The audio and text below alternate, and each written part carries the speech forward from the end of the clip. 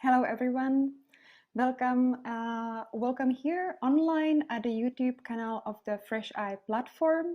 I'm very happy to welcome you at another edition of the special online Fresh Eye programs, which we are currently holding online due to the pandemic situation. We thank you very much for being here with us, for joining us for this special collaboration between the Prague-based Fresh Eye platform for the study and promotion of visual culture and the Polish Widok magazine, which is dedicated to the study of contemporary visual culture and art. My name is Andrea Pruchová-Hruzová. I'm the director of the Fresh Eye platform, and I'm very sorry to be here only by myself without our great team, which I would like to say hi to everyone and thank you, Fresh Eye team, for collaborating so intensively on this program to happen online.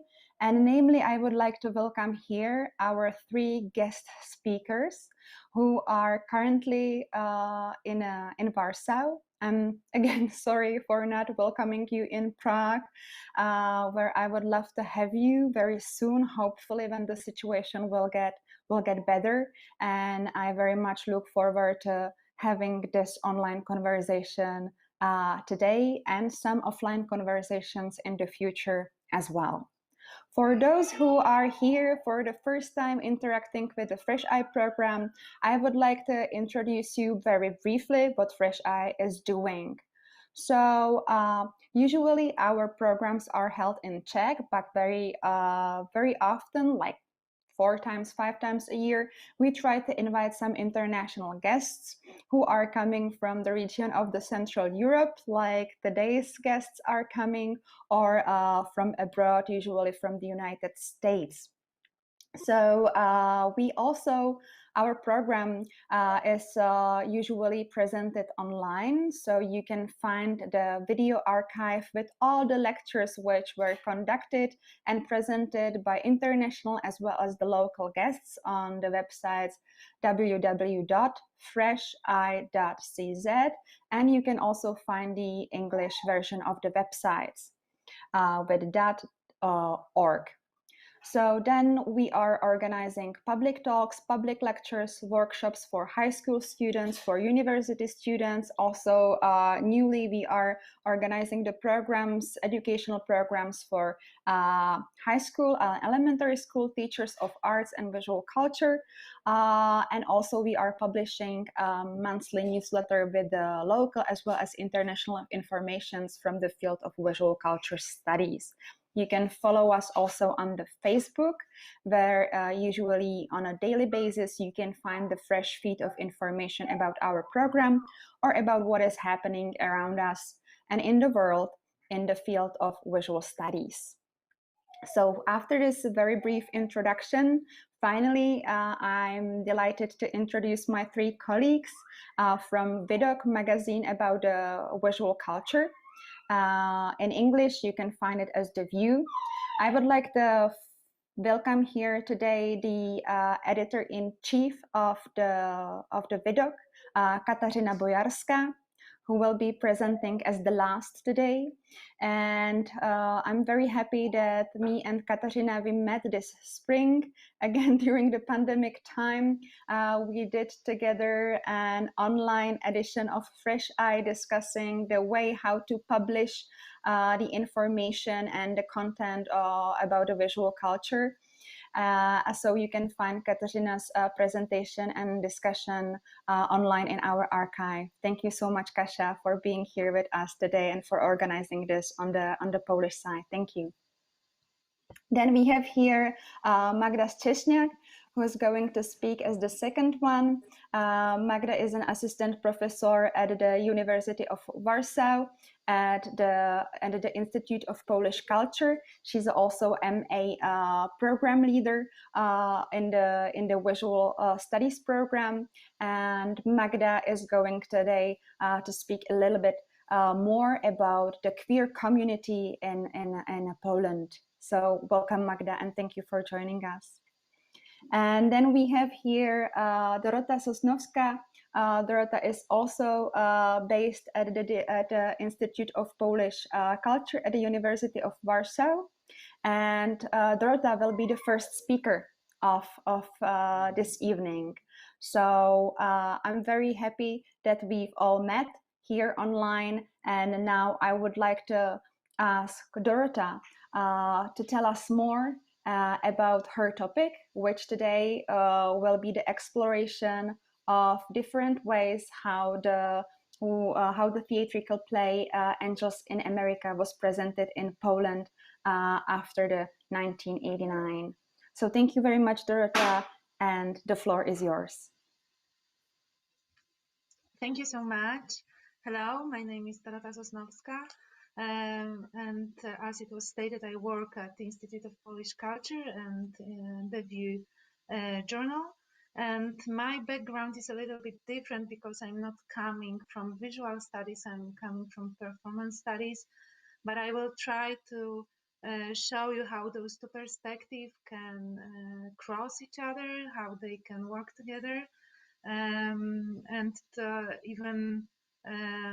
even in this very specific context, because today I will be talking about theater, so very traditional kind of performance, let's say.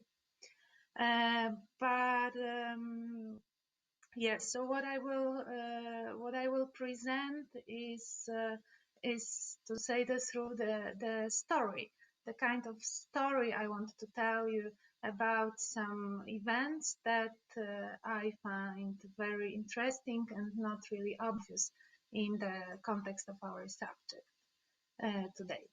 So I think we can start with presentation. Yes, so as I said, we will start with the story, but then we will move to this category of counter body, and I will try to offer you some theoretical thoughts also. So let's begin. The play I want to talk about, Angels in America, is probably very well known to you. It's a drama by Tony Kushner that was written between 1991 and 1993. And the story, the action of the play takes place in the 80s during the AIDS pandemic in the United States. And the story is that this play, Angels in America, revolutionized Polish theater when it was staged in 2007 by Krzysztof Warlikowski, one of the most important Polish directors still today. And even in the book called After 89, Polish Theater and the Political, published not so long ago in 2016, British researcher Bryce Lees even stated that this particular performance, this particular spectacle, was direct attempts to correct the lack of a specific gay emancipation movement in Poland, that it was the most important production in the first decade of the 21st century, and that this expressive staging provoked a new public discussion on homosexuality, allowing for a key representative counter-discourse against Kaczynski's neo-conservative Fourth Republic that first appeared in 2005, and we have now kind of further history of this Kaczynski's movement going on in Poland. So this is really a strong statement to say that this particular performance provided kind of counter discourse that really provoked some discussions and some emancipation movement in the public sphere.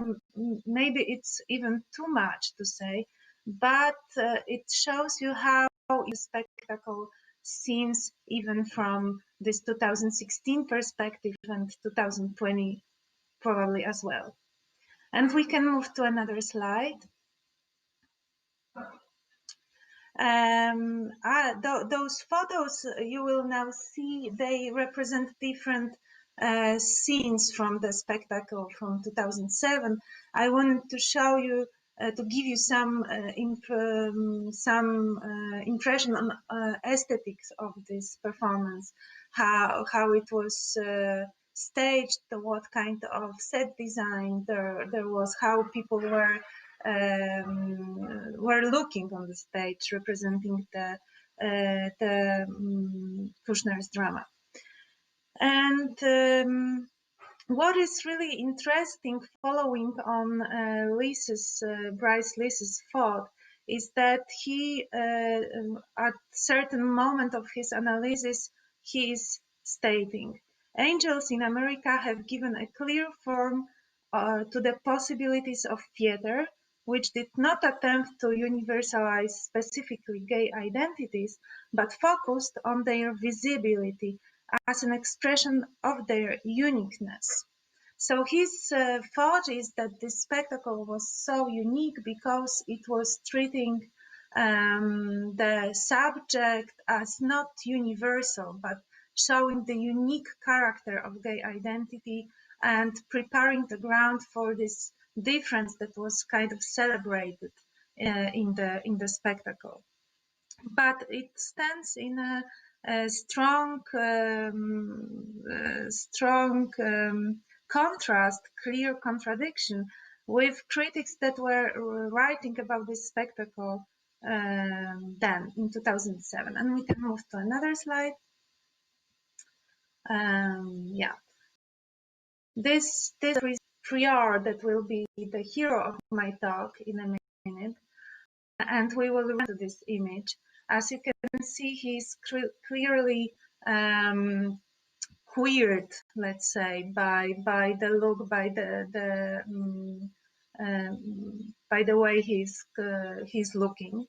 So this is a very, very visible sign of his identity. And if you remember, Prior is the main hero of the drama, who is suffering for AIDS, who is diagnosed with AIDS and left by his partner in consequence by Louis, who is impersonated by another actor you saw before on the slide before. So in those comments from 2007, the critics were stating, for example, that this spectacle formed a common space, common for actors and spectators, for stage characters belonging to different threads of the story, common for the external and internal world, common for theater and life. Others were stating that this is the Badiou universalism that we see on stage. And even the most popular statement was that this is kind of Dziady, so the most important Polish romantic drama, reenacted on the stage in 2007 by the usage of Kushner's drama. So this is, as you see, it stands in a clear contradiction with this thought of Lees, who wants to see the revolutionary potential of this play. And those symptoms of universalization of the Kushner's drama were like this.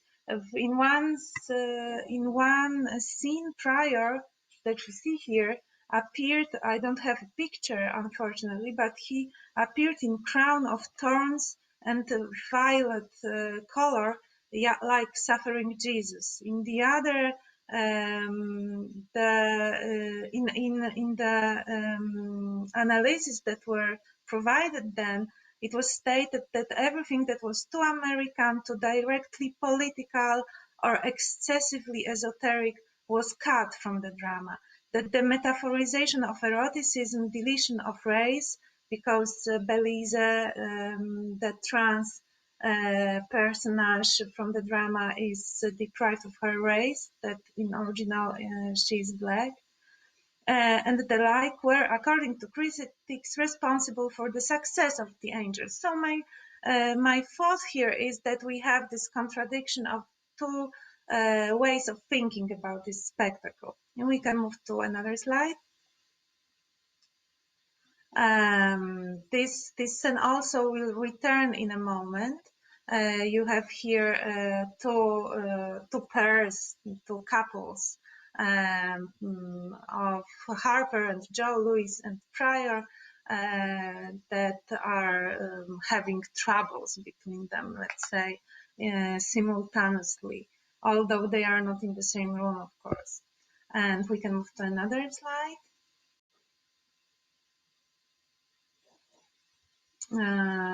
Yeah, this scene will be important for us. I will return to it. We can move to another. I hope you see kind of aesthetics. It's quite mal. It's very modern. You have a lot of plexi, a lot of glass, a lot of really intensive colors on the stage. The clothing is really modern from the 2007. This is the hospital scene, of course, and you cannot see it here, but if you could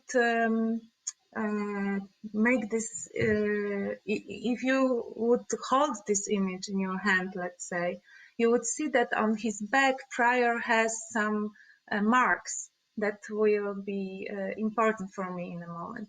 And we can move to another slide.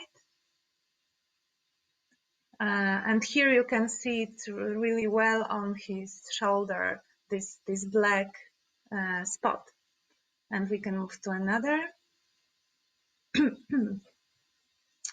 Yeah, this is the vision of Harper, the only female character that is important in this play. And another slide, please. Joe and Louis, they will have kind of romantic involvement between them. And another slide. This is for the second part of the drama, that is the, like moving towards some utopian visions. But let's move to another. And this is Roy Cohn, the very important personage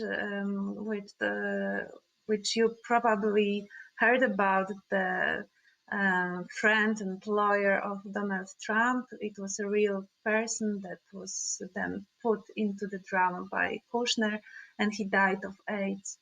And the person with and the story here is that he's confronted with Ethel Rosenberg, so famous Rosenberg case, when the marriage of Rosenbergs were prosecuted for being Russian spies during McCarthyism era, and Roy Cohn was is presented in this play, but it was also said that he was responsible for this prosecution. And we can move to another slide.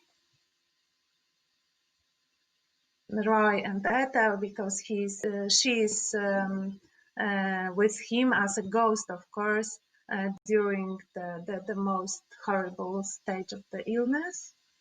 And the next slide, please. Harper and Joe, and the next slide. This is the angel.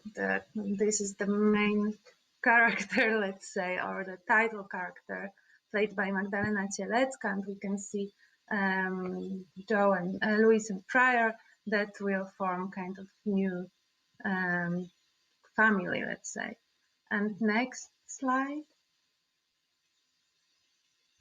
And this was also described as a very important scene from this spectacle, where we have this kind of prayer, and the figures like frozen people or artificial people would imply that this kind of utopian vision is impossible, that there is no such connection or not such society that would really provide a platform for something like new utopian society that appeared in the drama.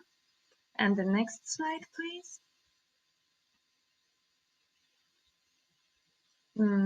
Here it's always important for me that you see how aesthetically it worked, in what kind of space it happened, how it was staged. And the next slide. Yes, and the next.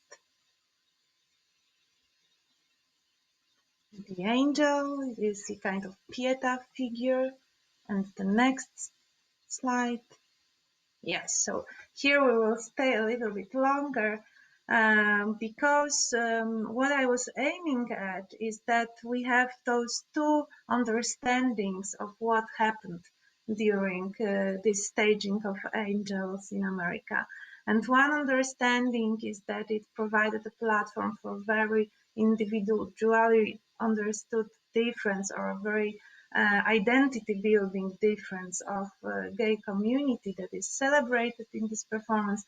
And the other thought is that it was universal suffering that was staged on this during this performance, and it was why it became so popular, and it was why it could open this space for discussion and for acceptance of the gay community in this conservative Poland of 2007.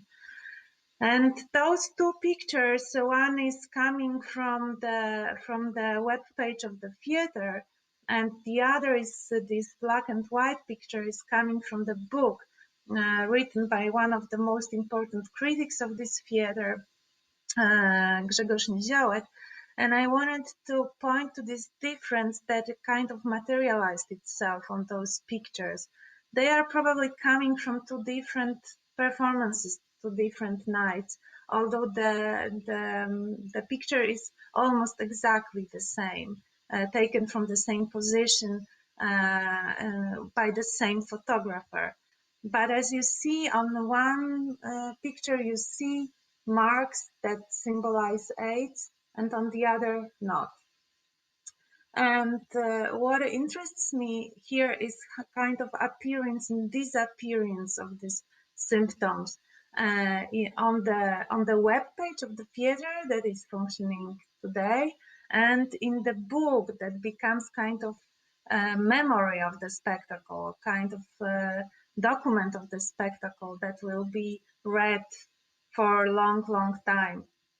And those two pictures for me materialize exactly this difference in understanding the spectacle, what it shows and what it doesn't show, how it works in the visual space, how this identity is shown and how it is hidden at the same time, or it works for the particular person on the audience coming with their own sensibility and their own knowledge, their own needs, of course.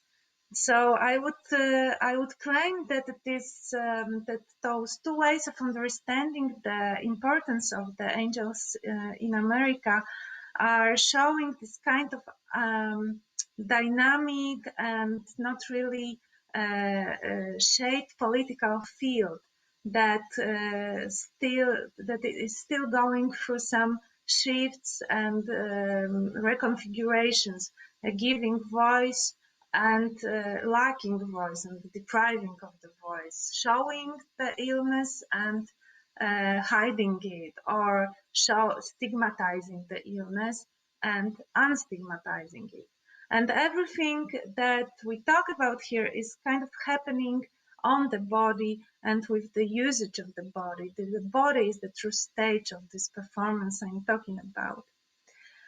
But this kind of unconfigured political space, the reason why it can be so shifted in this dynamic way, for me, is deeply rooted in the experience of transition from communist to capitalism, that Poland and the whole region, of course, endured during this time. And to go on with this history, what is important that during when Angels in America by Warlikowski were presented, nobody really noticed that it is not the time the play is presented in Poland. In fact, there were two prior stagings of this play, and the first one is particularly interesting, just to show you what I mean by this transition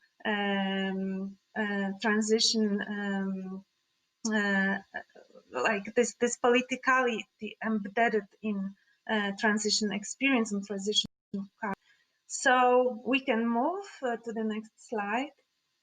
The Polish premiere of Angels actually took place in 1995 in Gdańsk, the city that you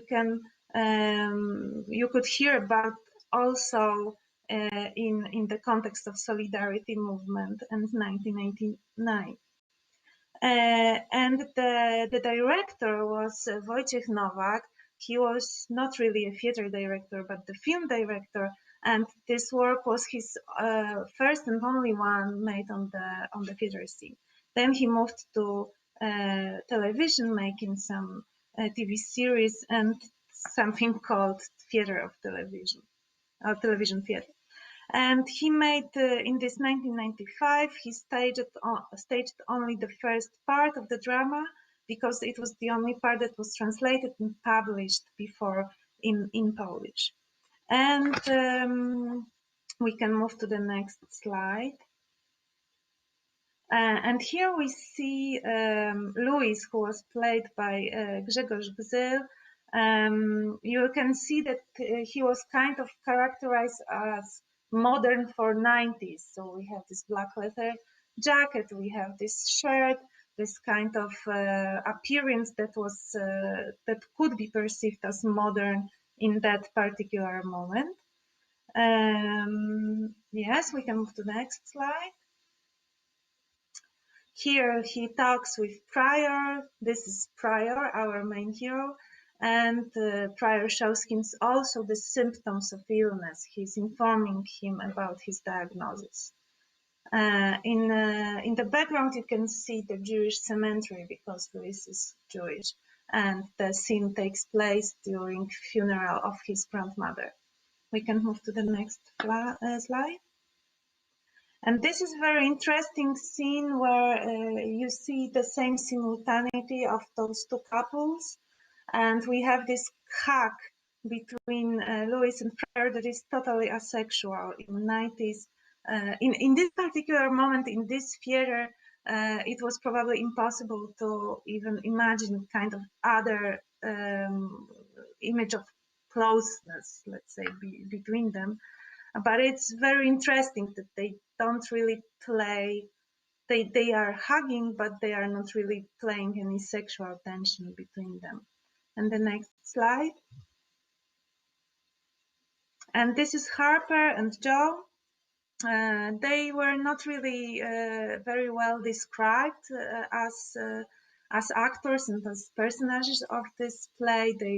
Those roles were not really seen as important by the critics, but you can see what kind of imagination about young American Mormon guy who is making a career we had in 90s and his Mormon wife, how we could visualize them. And we could move to the next. This is Prior and Harper talking, meeting in her dream. And the next slide. The hospital scenes, you cannot see it on those pictures, but also the set design was very modern with a lot of black plexiglass. And we can move to the next. And the next. You can see a kind of Michael Jackson figure appearing in the background, but nobody wrote about this. So I'm not really sure what kind of sign it was supposed to be, but it's very embedded in the historical moment. And to the next slide.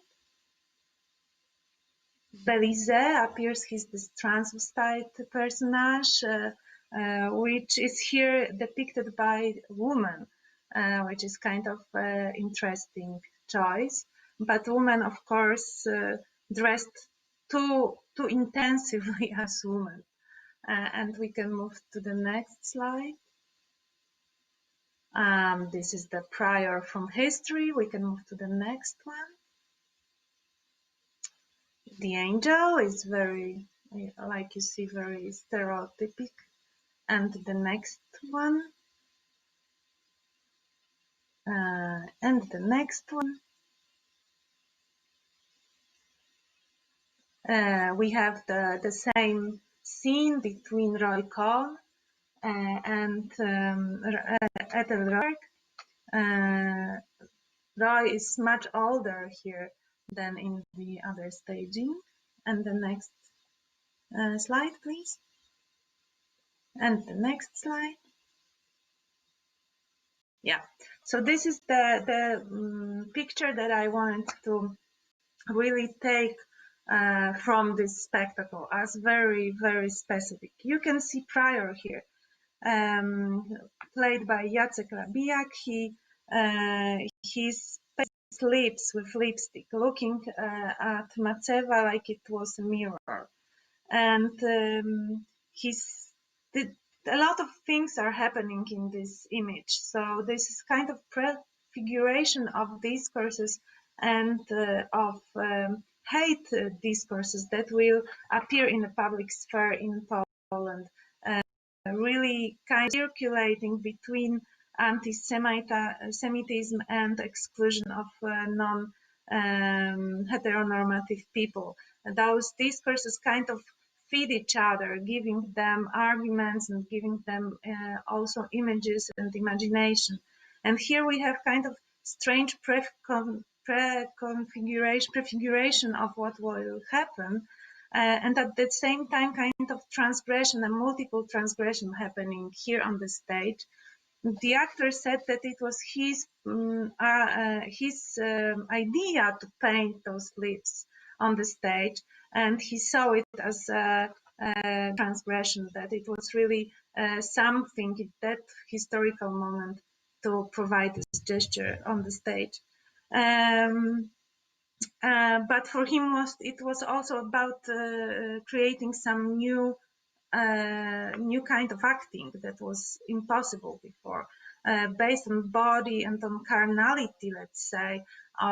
Even if you are perfectly aware that after theater and in performance art, before and in theater later, it will be much more expressive and much more concrete, the work with body. Here it was really felt as kind of transgression for the actor. But going further, it won't probably be very surprising for you that this spectacle really wasn't a success. And it had only 5 reviews on them, and all of them were bored. Like every them wrote that it was really boring. And reflecting on why it was boring, we can now move to transition period and to the question, what was really like a main subject of transition culture, how it was formed, around what categories, and why it was boring to see such a spectacle on the stage. And I want to just briefly mention the Bulgarian theorist Alexander Kiosev. Magda will elaborate on his theory, but in the great text Oxymoron of Normality, he's pointing to normality as this tipping category that is forming transition culture. normality that is really very complex, like the title mentions, is kind of oxymoron. So normal is that we just became normal because we finished with communism and now we moved to normal world.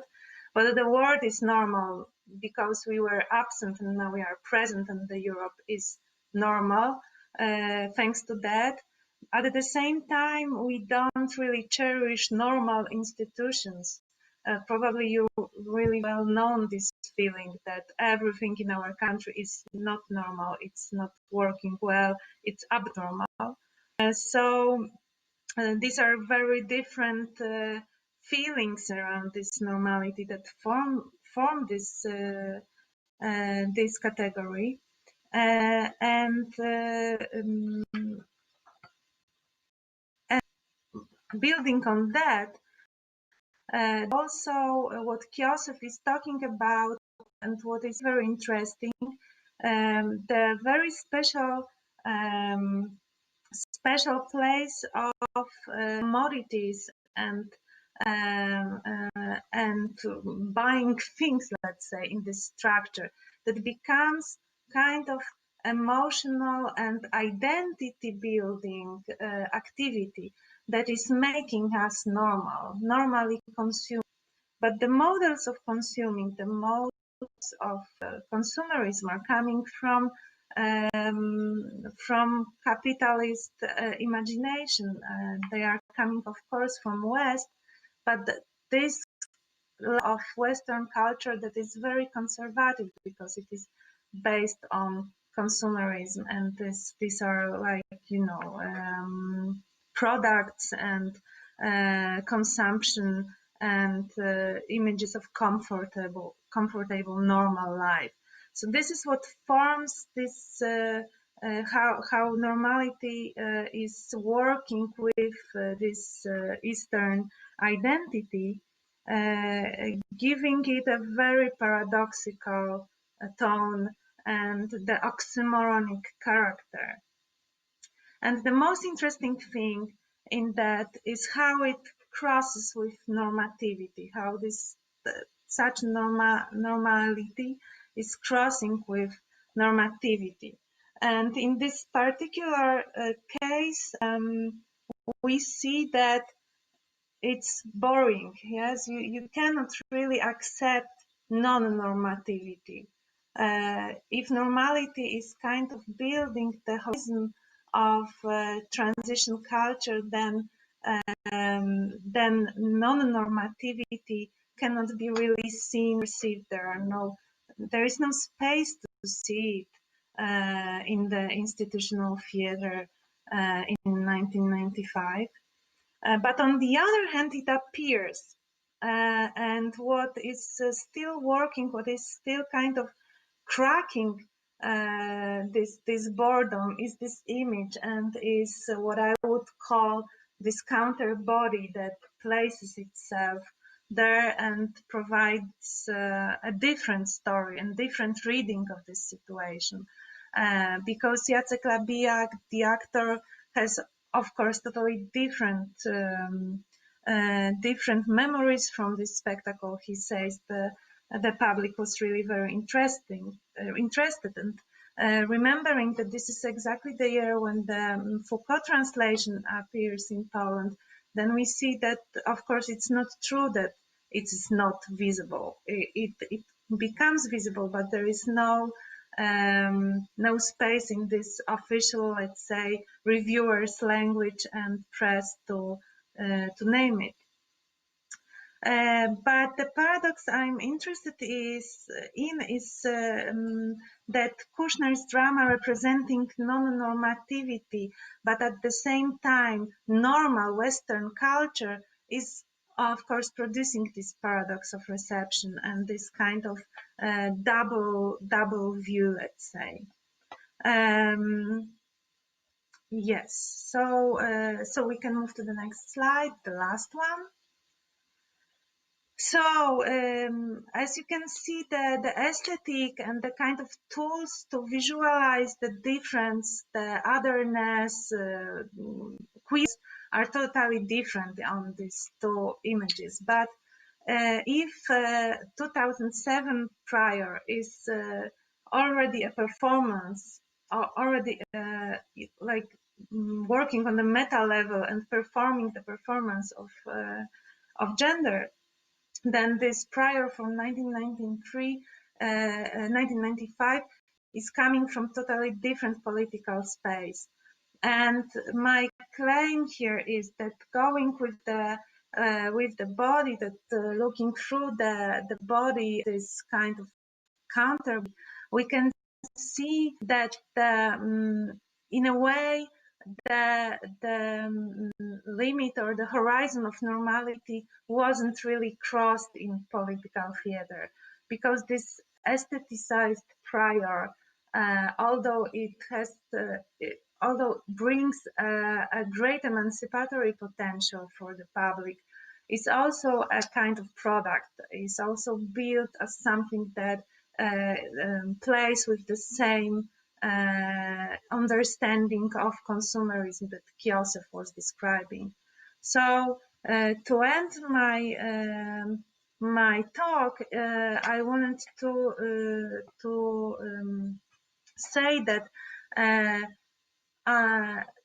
the history, the counterbody as a category, as theoretical category, would probably be very interesting as a different tool to address what couldn't be just expressed by image or by text or by language. And at the same time that normality is still a very important and very vivid horizon that can be crossed in these little bodily gestures that cannot be treated as normal, that always escape normality, because this is the very nature of the body, that it is not normal at all. So thank you very much. Thank you, Dorota, for the talk, for the presentation. It was very interesting to me to see this comparison of two staging of the very same play in the very different political times, and also the way how you presented it through comparing two pictures from the same play too. So it was really like the way when the visual material was coming into the communication with your basis in performative studies. So it was really great to use these photos for the analysis of your grounding thoughts about what has changed and what hasn't changed in a way. So I would like to welcome those people, our viewers who joined us during your lecture. It seems to be that we have here over 20 viewers. So I would like to encourage everyone to ask questions, which I can then here verbalize and to ask directly Dorota through using the chat box on the YouTube channel. So please feel free to contribute to our discussion. So I will, and also at the end of this program, when all the three talks will be held, we will have some time for a final discussion. So I will use this time, Dorota, to ask you the first question, which I was taking some notes, and I can see that you were mostly talking from the knowledge about the memory of actors and the review of critics. Those were your sources. So I'm curious if you can tell us more how these theatrical plays were reflected by the gay community itself. If there was something different, how they actually were able to approach the plays, because this was the topic which was about them being represented by someone else. Yeah, so this is very interesting because Warlikowski is also a gay director that, and this is very well known fact. So he's making those spectacles like Angels in explicitly to perform own identity and to form a kind of community. But as I said, from today's point of view, the queer researchers, the queer culture researchers, perceive this,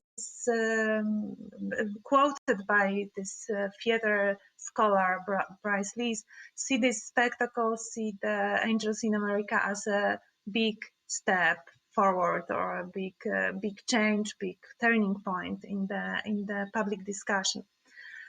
But at the same time, this spectacle and the whole career of Walikowski is going, I would say, in the very transition cultural logic in this way. So this is a big career, big spectacles, big productions made very often outside of Poland.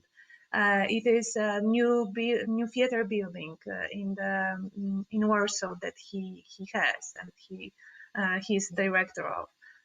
These are very expensive tickets. These are very expensive cars parking on the parking lot of this cultural center. So kind of a modern bourgeois theater, let's say, that is working as kind of a statement of the status.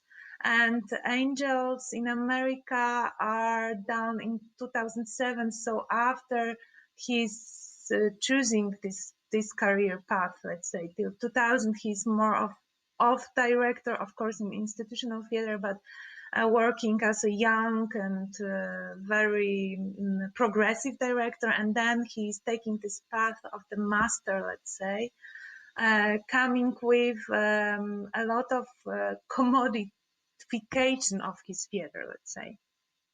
With Wojciech Nowak and this spectacle from 1995, it's far more complicated because there is no memory of this spectacle in existing sources I had access to from gay community. It wasn't really seen as there are no such written or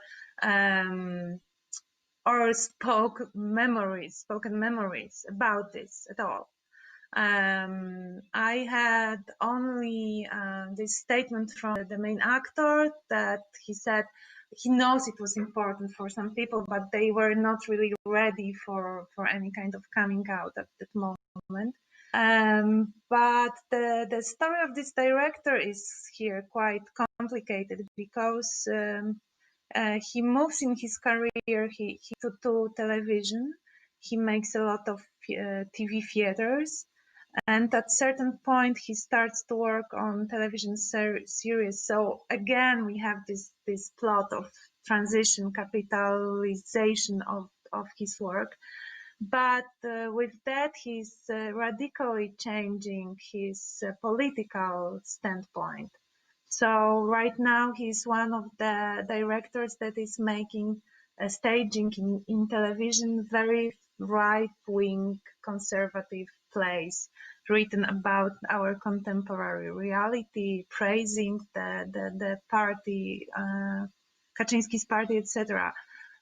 So this shift is also very interesting, and this is also a reason why theater historians don't really go back to this spectacle and don't want to really see how the story of Angels in America started in Poland. So if the Walikowski spectacle was really important, and we are sure of it, and it's really a very emancipatory kind of performance, it is also a moment where emancipation and transition kind of meet and give like they for a moment they appear to be the same, and this is what I would criticize for the staging. Let's say criticize the staging of Walikowski, but this prior staging is totally different story, and we really don't know much about its reception. Mm-hmm.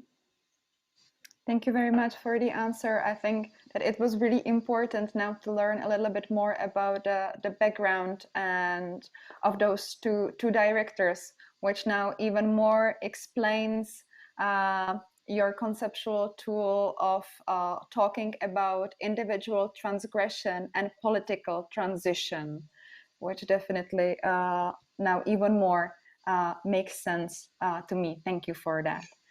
And because there are no questions yet at this moment, so I would like to ask you just the second question. I will ask also for a little bit shorter answer to provide a time and space for Magda's presentation. I would like to ask you, because you were nicely pointing out when you were analytically reflecting the pictures you were presenting on the aesthetics of the play. You emphasized it a lot, and you several times you talked about the principle of mirroring when we can see plexiglass. They're actually used, if I understood it well, in the both staging of this play. So can you elaborate just briefly about why this principle of mirroring was used? And actually it was really nice because also you were using the principle of mirroring in your presentation. Yes, so I think this plexi and this kind of mirroring effect was really very much connected to the way we were imagining a big city, big, rushing, suffocating city like New York. So this was kind of space where you could never be not seen. And I think this was the effect of both staging. This was the feeling the set designers had, how to show to Warsaw or to Gdańsk audience the feeling of being in New York and being always seen and kind of performing on the stage, although deprived of this kind of closeness and community that we think the New Yorkers feel. This is how I would analyze it. Yeah, thank you for that. And even though I have a few more questions to ask, I will now stop at this moment. Of And course. I will thank you again for contributing to this program, for opening it by this lecture. And I will ask Magda Szcześniak to join us for the second presentation of this evening, which is a collaboration between the Prague-based Fresh Eye platform and the Warsaw-based Widok magazine. I would like to welcome Magda Szcześniak, who is an assistant professor at the Institute of Polish Culture at the University of Warsaw, and also is a MA leader of the program of visual culture there, and also a close collaborator of the core team of Widok magazine. Magda is going to give us an insight into the queer community in the Poland since the 80s. So thank you for joining us, Magda, and the floor is yours.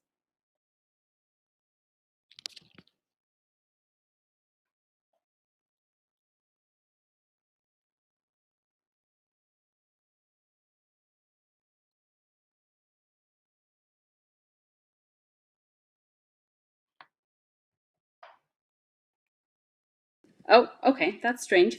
Okay, so I was just saying that I'd like to apologize for all the possible awkwardness because it's my first online lecture because I managed not to teach last semester. And I muted myself, so that worked well, that I was apologizing. So I can start from the presentation, actually.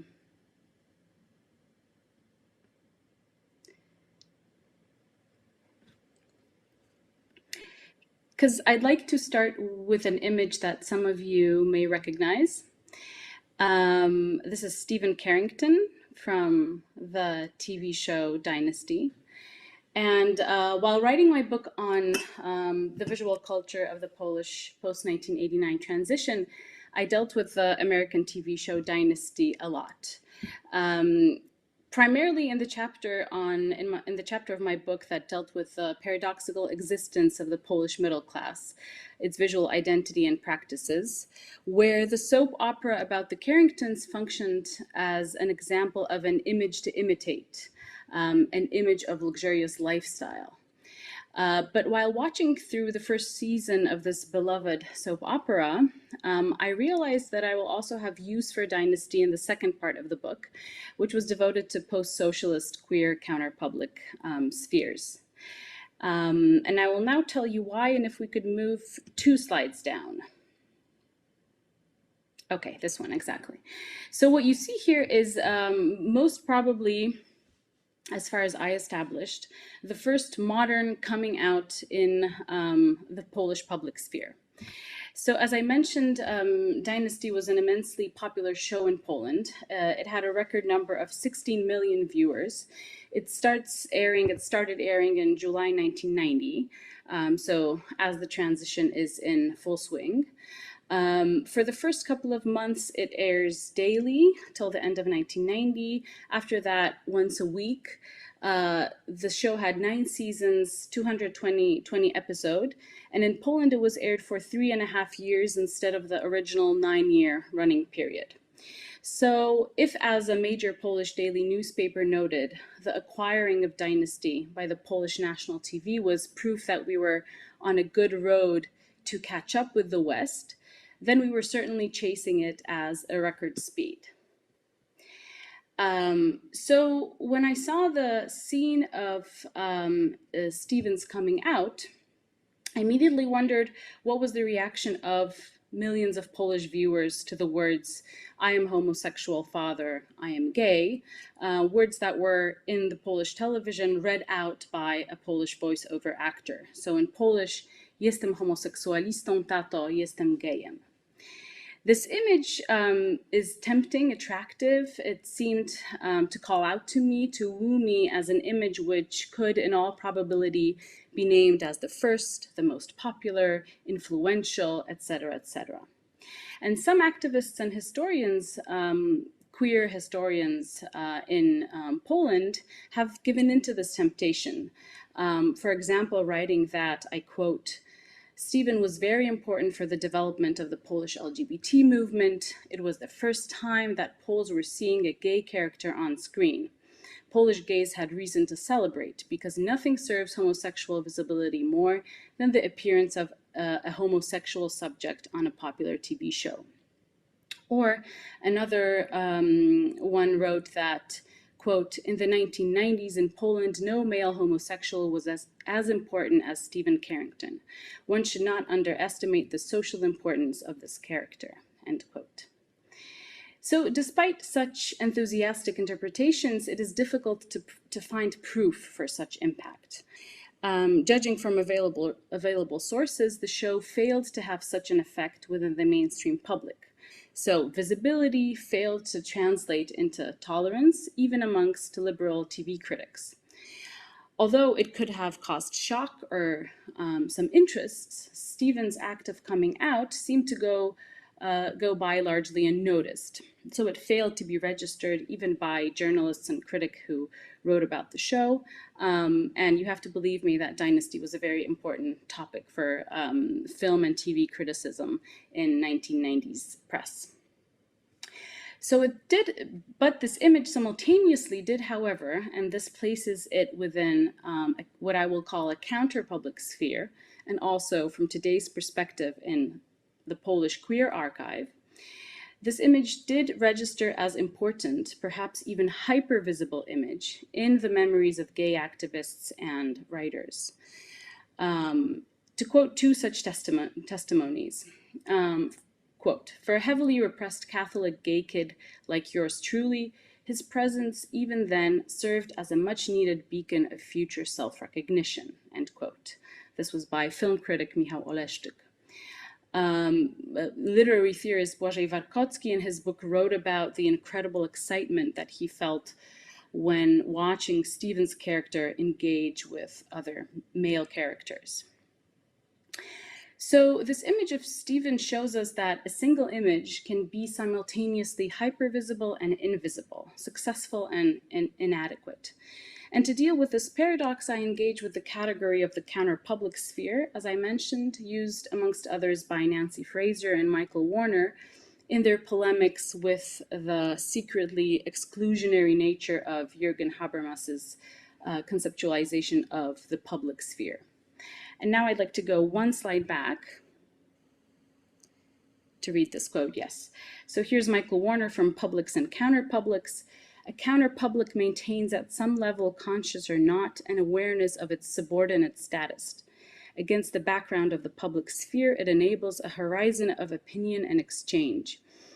Its exchanges remain distinct from authority and can have a critical relation to power. Its extent is in principle indefinite, because it is not based on a precise demography, but mediated by print, theater, diffuse networks of talk, commerce, and the like.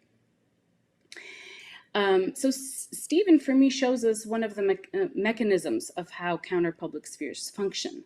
They exist in relation to the dominant public spheres because, of course, queer people live in the dominant public sphere. These counter-public spheres draw from the public sphere, use its elements, but in ways which would not have been acknowledged by the dominant public. The Polish reception of Stephen, which I'll talk a little bit more towards the end of the talk, can be read as emblematic for the difficulties of writing histories of non-normative sexualities in societies where homosexuality is not only frowned upon, condemned, discriminated against, but also in many ways considered unworthy of attention, neither interesting, important, or even particularly dangerous. And I have to specify that when I say this, I'm talking specifically about the end of 1980s and early 1990s. Such moments in history in which the mainstream public sphere actively represses, eradicates non-normative identities call for analysis of repressed memories, or what we could call non-events, so small, unimportant, marginally registered moments, as this public coming out of Stephen Carrington on Polish national television in the fall of 1990. So now if we could move 2 slides down. One more, yes, here, okay. So what do we speak of exactly when we speak of a queer counter-public sphere in Poland? Who are its actors? What are its media? What is its indecorous idiom, to use Michael Warner's phrase? So first of all, it's maybe important to say that the queer counter-public didn't appear in this breakthrough moment of 1989, as it is sometimes stated or remembered. So of course, queer communities existed during state socialism. And also one can see a more dynamic tendency of creating mediated counter-public spheres in the last decade of socialism, especially in the second half of the 1980s. This was a result of the conjunction of the AIDS epidemic on one hand, and of homophobic roundups organized by the Polish secret services in the mid-1980s. So as it sometimes happens, oppression against marginalized communities triggered a wave of oppositionary organizing, an important form of which was creating a space of communication, primarily zines and magazines. So zines before 1989 and magazines later. So what you see here on this image is a page from the zine Philo, which was the first zine for non-normative men, started around 1986 by Richard Kihel, who worked as a printer at a print shop in Gdańsk. And he started this as a way of communicating with people he knew primarily. So with a big group of his sexually non-normative friends. And it was edited by him and a couple of friends. And first it was kind of sent out as a letter.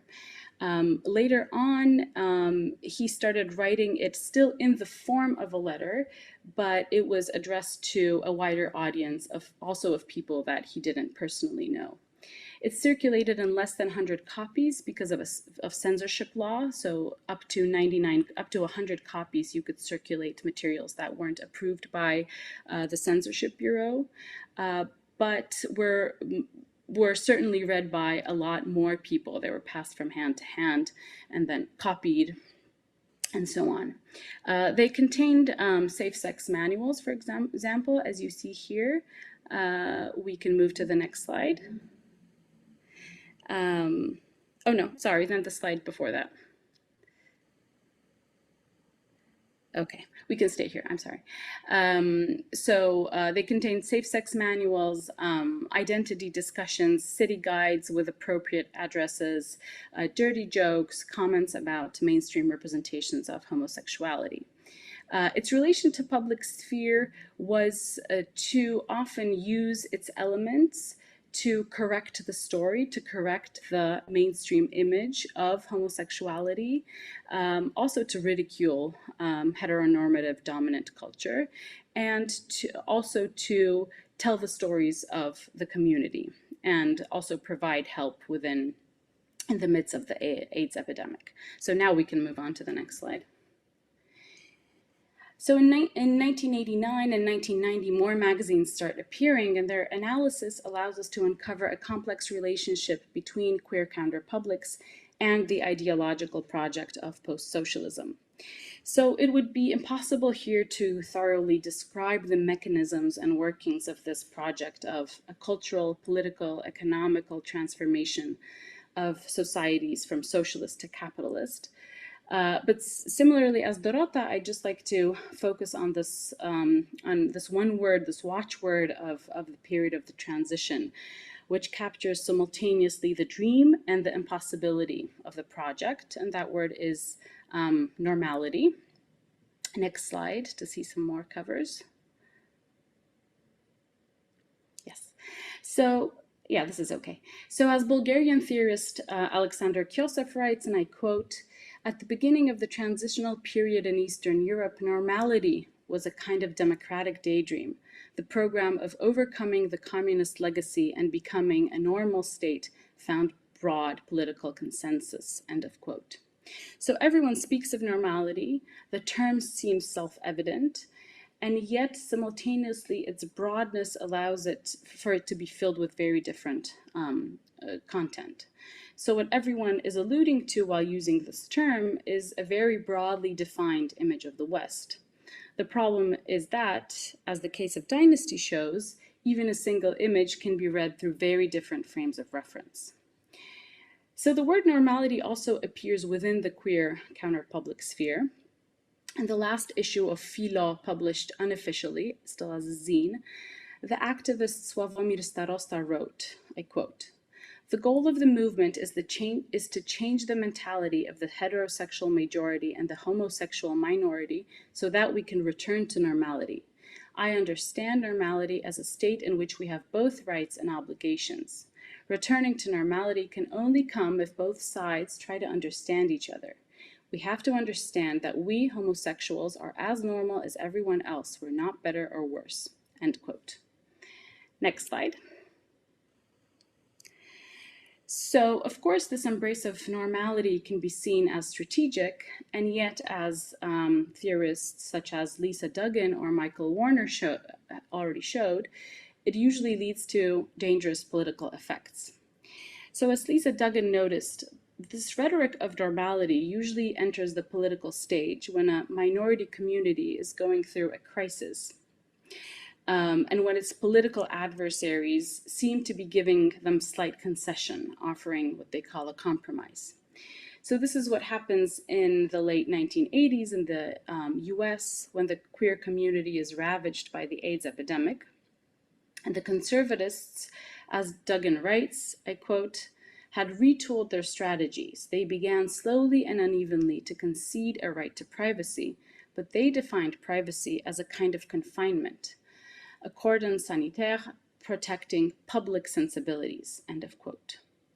So a sort of alliance develops, right, between certain groups of conservatives, some LGBT groups, and market forces that starts recognizing gays and lesbians as potential consumers, within which a sanitized and normalized version of gay and lesbian identities was promoted. Next slide, please. So in Poland, this push for normalization comes from within the community. And one of the examples was the quote from Starosta that I just read. It can be explained through a similar mechanism. Part of the community perceived the change of system, the new capitalist democratic system, as a chance for entering the public sphere and thus proposes to normalize itself. This proposal formulated within the counter-public sphere is not received by the dominant public. So the dominant public does not read these magazines that I am now showing you. There is an interesting difference between the two processes, though.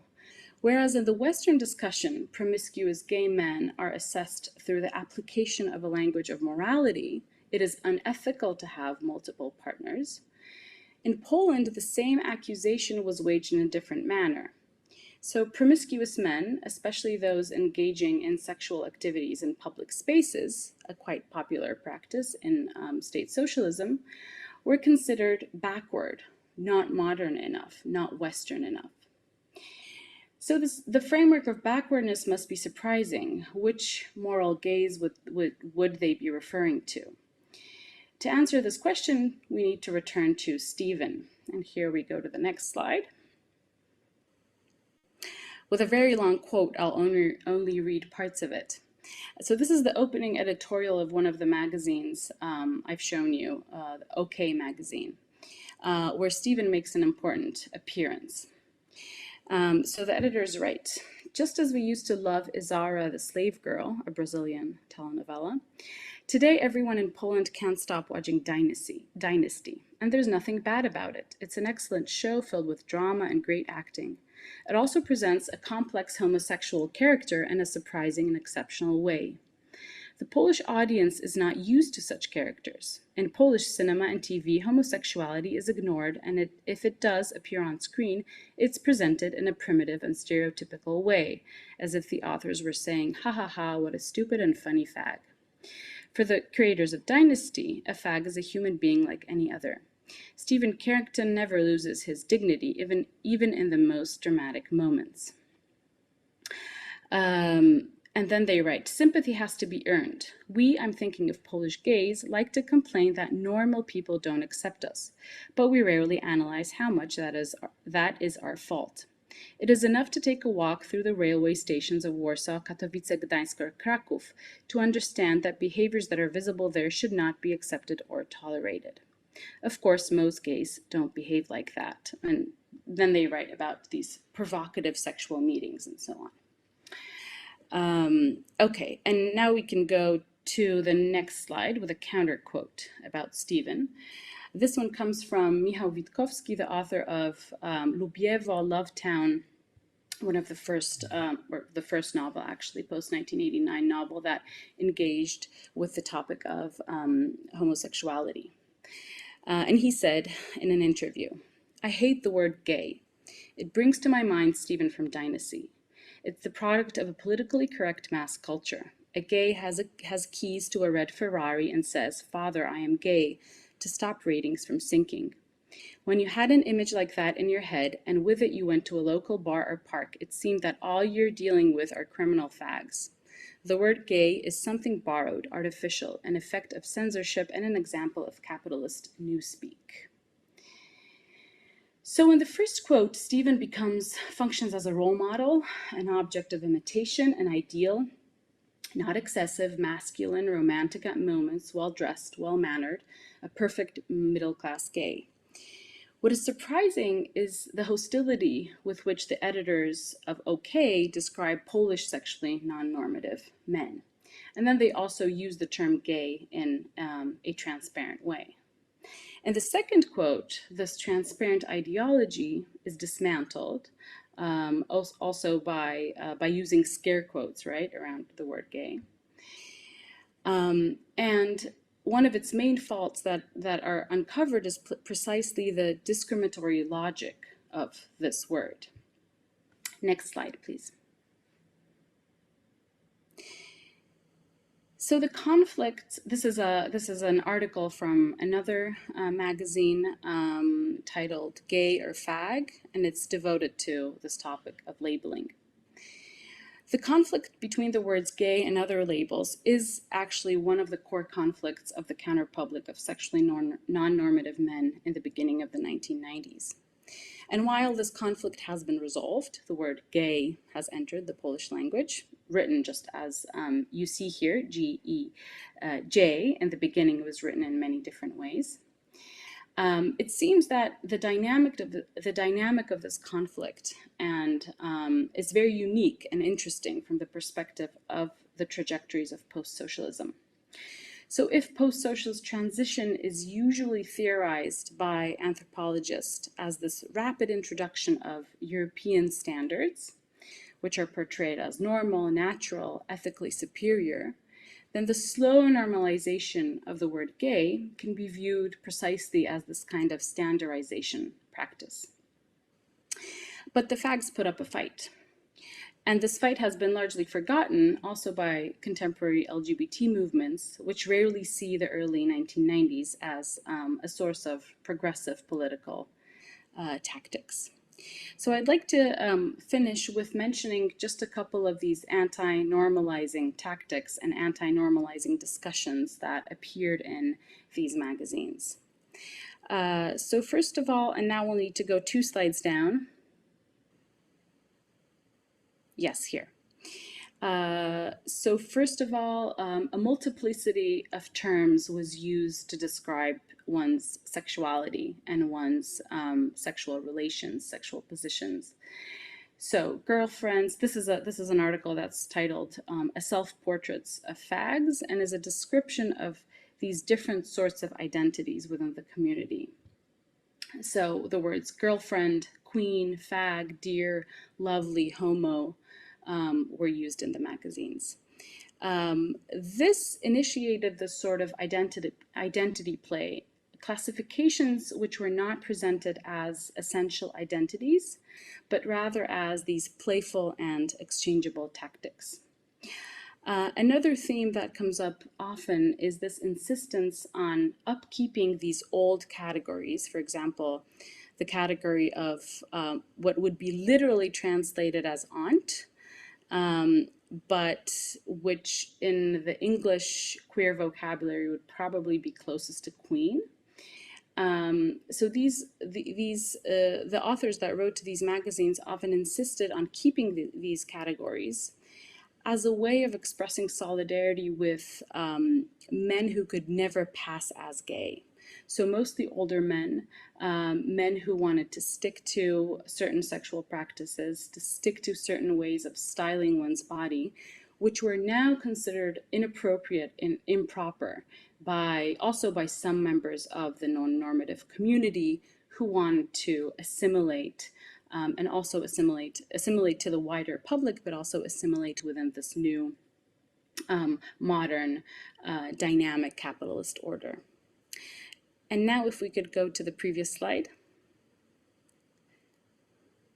of an article titled Hooray, I'm a Fag, which is actually a manifesto in which the author of the article proposes this passionate defense of the word fag, which, as he argues, first of all, is a word which accurately describes the social position of sexually non-normative men. So he writes, we should call ourselves fags because that's how they treat us. So this is this kind of tactical approach, right, to the usage of certain identity categorizations.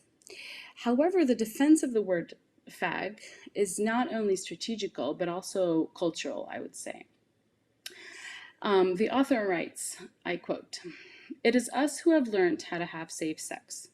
It is us who know how to find intimacy and honesty with our partners. It is us who seek new close relations regardless of race and class. It is us who stay friends with our ex-partners more often. All of this is cause for being grateful for the fact that we were born fags," end quote. And when he says us versus them, of course, he's referring to the queer community, homosexual community, in relation to the heterosexual mainstream community. I see this text, which I think could be read alongside Douglas Crimp's groundbreaking 1987 essay, How to Have Promiscuity in an Epidemic, as a fag manifesto of the late 1980s and early 1990s, as an attempt at proposing new models of community making, and also as a rejection of this effort to ascribe to traditional morality. As such, this queer counterpublic, or at least parts of it, can be seen as countering the dominant paradigm of the post-socialist transition, according to which one needs to accept what is viewed as Western standards and needs to embrace a normalizing and assimilating rhetoric. Quite in contrary, this queer counter-public spheres reveals a very big effort to work against normalization and in the same time against societal exclusion. Okay, thank you.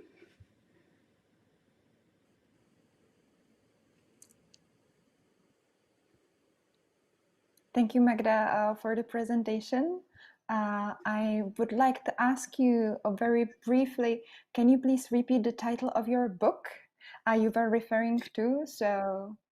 Oh yes, so it's a book that has only been published in Polish. It's Norms of Visibility, Identity in Times of Transition would be the English title, I guess. Thank you for that. So hopefully we will be able to read it in English soon, because it was really interesting for me that you were referring to your work, which has been already published. So thank you for that. I have several notes. I would again like to encourage our viewers to join us in our discussion through the chat box. I will check it again to see if some questions occur. And I would like to ask you, what is nowadays the issue of labeling and the gay community or the queer community in general? Because through several examples, which I find very interesting, you were able to show us how important is the way how we speak. And how it reflects the way how we think, not only about the others, but also about ourselves. So how the process of labeling is the process of othering as well as the process of normalizing in a way. So I would like to ask you, what is nowadays the issue, how it's been received in the queer community, the issue of labeling? Mm-hmm. So I think that in general, I would say that there still exists a very strong queer counter-public sphere in Poland, in the sense of, we could say, as Dorota was also saying, that in many ways we have not transitioned yet, right? So, and as the recent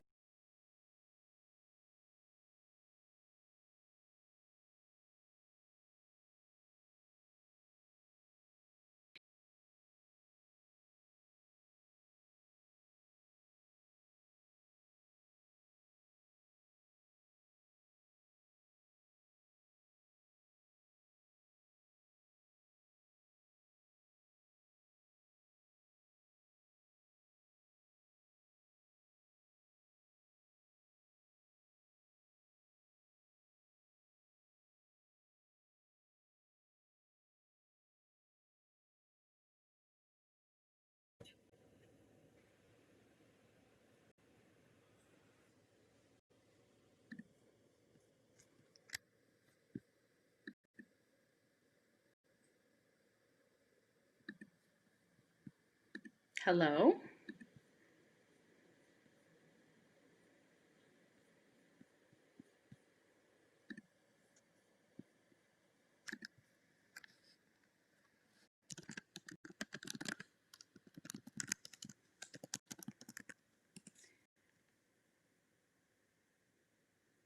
I'm not sure if the connection is still on. I think Andrea has been disconnected, so maybe we should wait for her.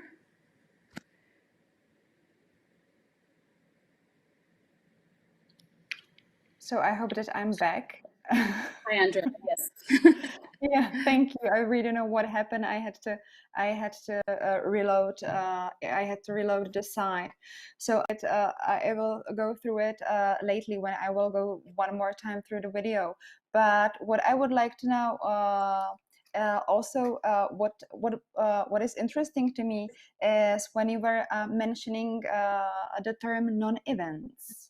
When you coined the term, and when you were referring, if I understood it well, to like these marginalized movements which goes unnoticed in mainstream media but has some significance for a smaller community or members of these counter publics. So I would like to ask you if you can nowadays, if you can see, for example, in the wider sphere of visual culture, because you started with TV show Dynasty, if you can see, for example, in this wider visual culture, that there are happening some significant non-events nowadays in the Polish visual field, which are very important for the queer community. Mm. That's it's a interesting but very difficult question. I kind of love it. I can give you an example from the 1990s, another example. This was a photo that I didn't include in the presentation, but I sent it to you as part of kind of these visual promotion materials.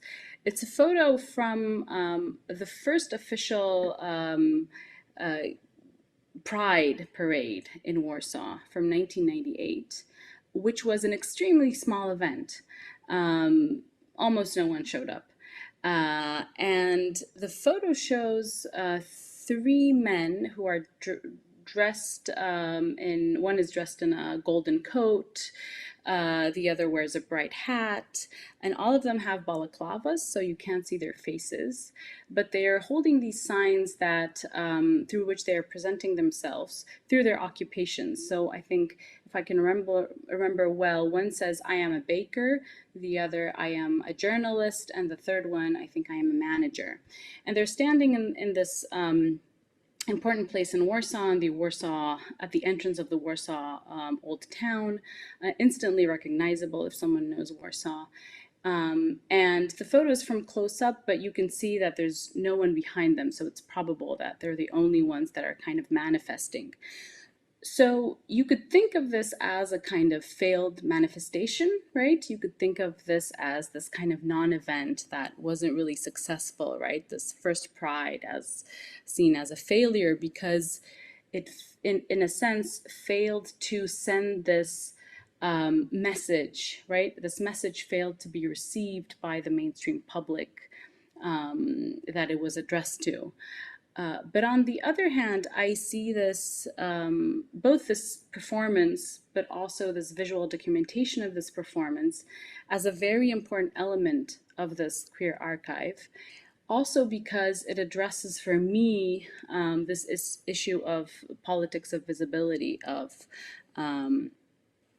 minorities, right? So this question of if whether it's good for a minority to be seen, whether it's always good for a minority to be seen, right? It's obvious that these men have balaclavas because it's their tactic against potential future punishment, right, from the community. So on the one hand, you could be sad about this, right, that they have to hide their faces. But on the other hand, the performance that they're giving, for me, is a very kind of interesting and powerful gesture that they're kind of taking this matter into their own hands, right? They're there, they're manifesting their presence, but also they remain in a kind of safe half visibility or half invisibility. So this would be another non-event from the late 1990s. I think now also because of this dynamic of social media and the fact that we are certainly in another wave of the cultural wars, it's hard for a non-event to occur in a certain way, because as I was saying, in the late 1980s and the early 1990s, the queer community wasn't seen as a threat, wasn't seen as a menace, right? Today, of course, it still isn't a menace, but it's framed that way definitely by the current right-wing government. And the recent kind of absolutely terrifying and drastic steps that the Polish government took against queer activists who hung rainbow flags on monuments was precisely proof of that, right? So it's, in a sense, I feel it's very difficult to have a non-event like that, or it's very difficult to locate it without this kind of historical distance. Yeah, thank you for the answer. Definitely the consideration of the transformation of the media communication and the way how we are interacting through media and sharing the information has to be considered in this regard. So thank you for mentioning that. And thank you for your presentation. I think what you and Dorota brought together into the discussion and what kind of connects both of your talks is not the topic of homosexuality itself, but it's more like the issue of visibility and invisibility, which are still like changing based on who is looking at and from which context, and through your frame of talking about the transition from communism to democratic capitalist society. Thank you for that. Great. Thank you.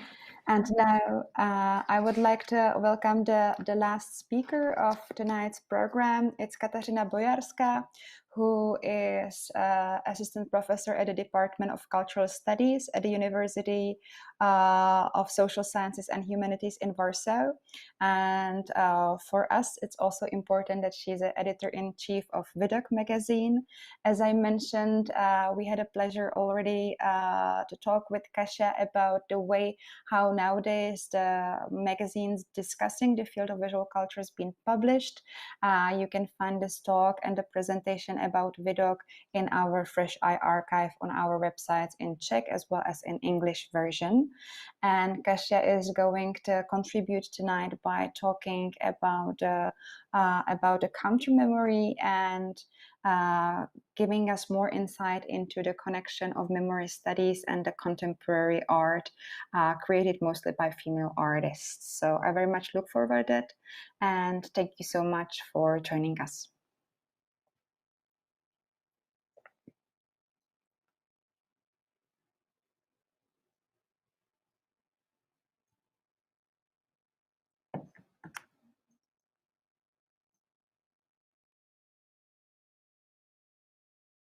Editor-in-chief, and this is Paweł Mościcki. I just want to mention this.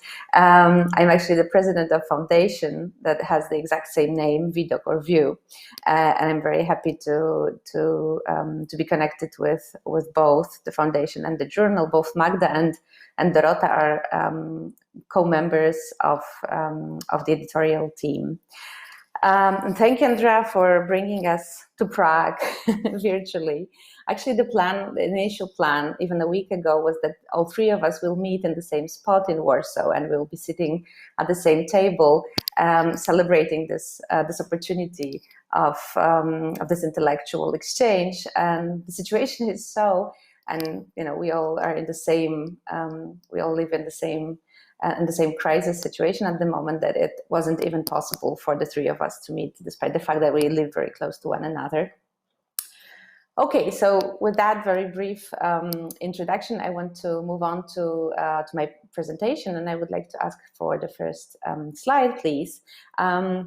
So the way we were thinking about putting these three presentations together is, on the one hand, we are talking about things that might seem historical already now, but there's a very important urge, I think, at the moment to talk about, on the one hand, LGBTQ plus histories and cultures, queer cultures, in the history of those in Poland at the moment, but also to look at practices of dissent that come from female subjects, both Polish women artists, but also female artists who work in Poland or work, let's say, about Poland or address Polish history.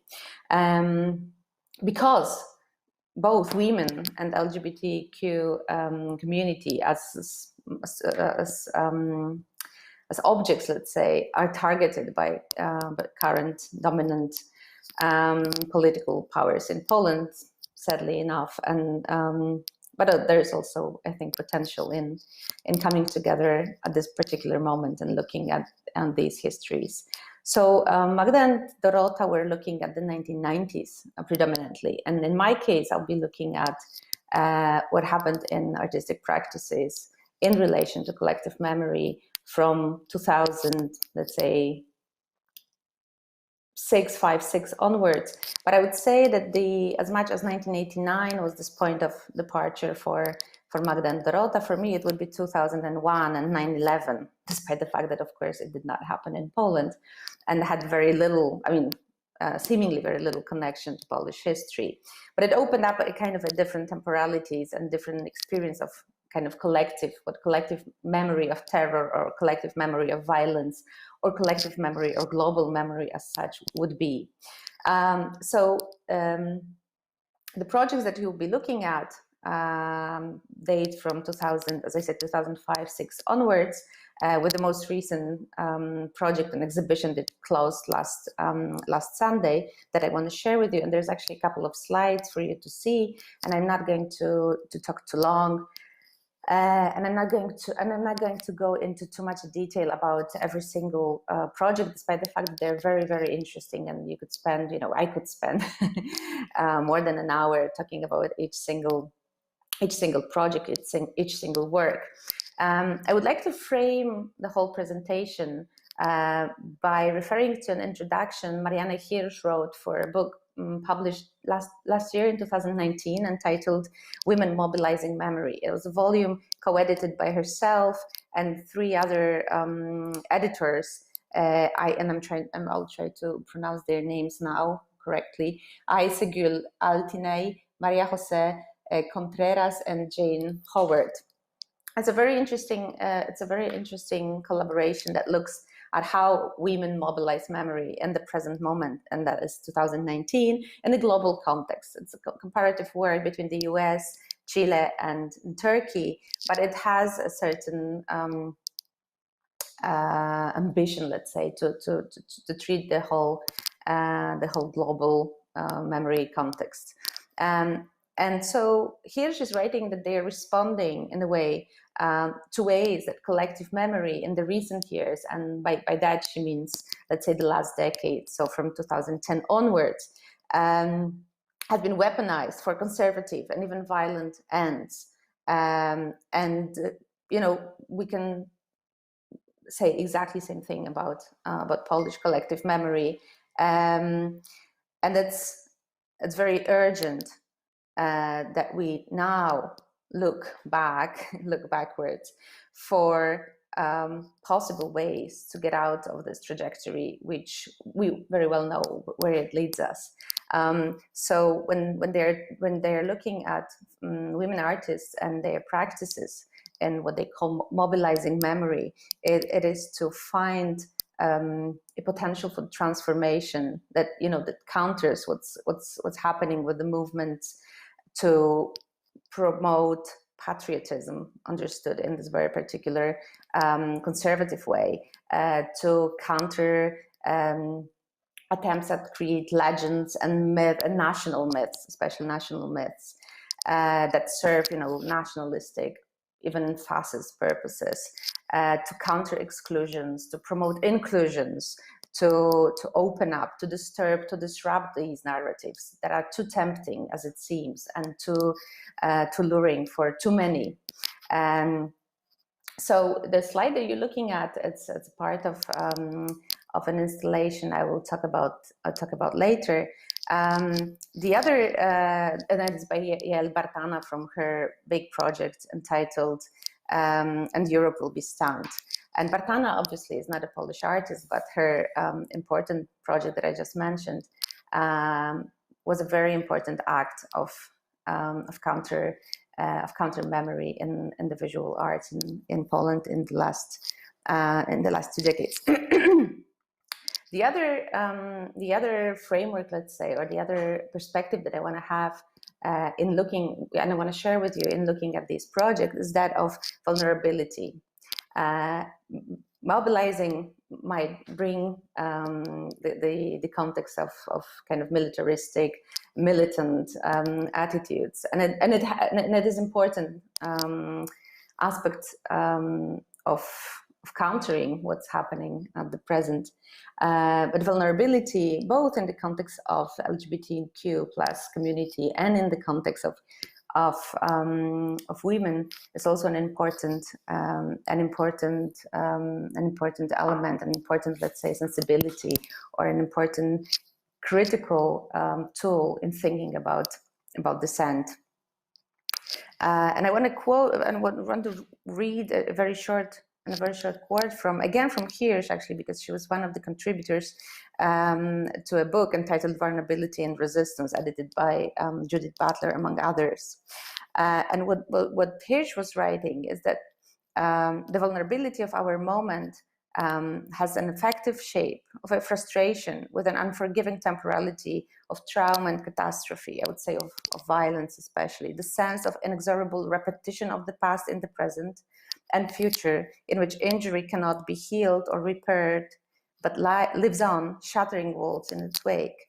So the crucial question, which I end of quote, which I rephrase after Hirsch, is thus how the retrospective glance might be expanded and redirected to open alternate temporalities that might be more porous and future-oriented, that also might galvanize a sense of urgency about the need for change now in our contemporary moment. The choice of projects that I made for this presentation also, I hope, will guide you through a certain shift in the visual language, in the artistic language that we have witnessed in the last couple of years. And can I have another slide, please? Or actually 2 down. Yes, thank you. These are the works by Anna Baumgardt. And I will show you 4 different works by her. Multimedia artist, video artist, sculptor, but also the author of drawings and films. And Baumgardt in 2006, 7, and then 8, as you will see in the next slide, did a series of sculptures based on media photographs, or what we would call historic photographs. Photographs depicting historical events or events as they were happening. In these 2 cases, you're looking at benign, a kind of a sculpture rendition of an iconic media image of Natasha Kempusch, an Austrian female who was held captive by a pedophile, and then she was released, and in order not to be exposed to, let's say, global witnessing through the media, her face and her body was covered. The other female protagonist for Baumgardt is a woman, one of the victims of the terrorist attack in London in 2006. And again, the title of this work, of the sculpture, is Veronica A.P. The woman's name was not Veronica. The title obviously refers to Vera Icon. The woman is holding a cloth bandage covering her face that suffered during the attack. Both sculptures are the flat images that were documenting the event and that were globally shared, and that were the things that we were looking at, and the things that through which we were witnessing these events. Baumgardt, asks for more in a way, or questions the very fact of representation of event or historical event, and how then the memory, our visual memory, is being formed. She's giving shape to these protagonists, but she's also, trying to get more into the event itself, and refusing the flatness, not only of the image but also of the message, right, of the situation she's forced into, where everything that happens is behind that distant image. And in this particular situation, the two the two women. Can I have an image that was before that one?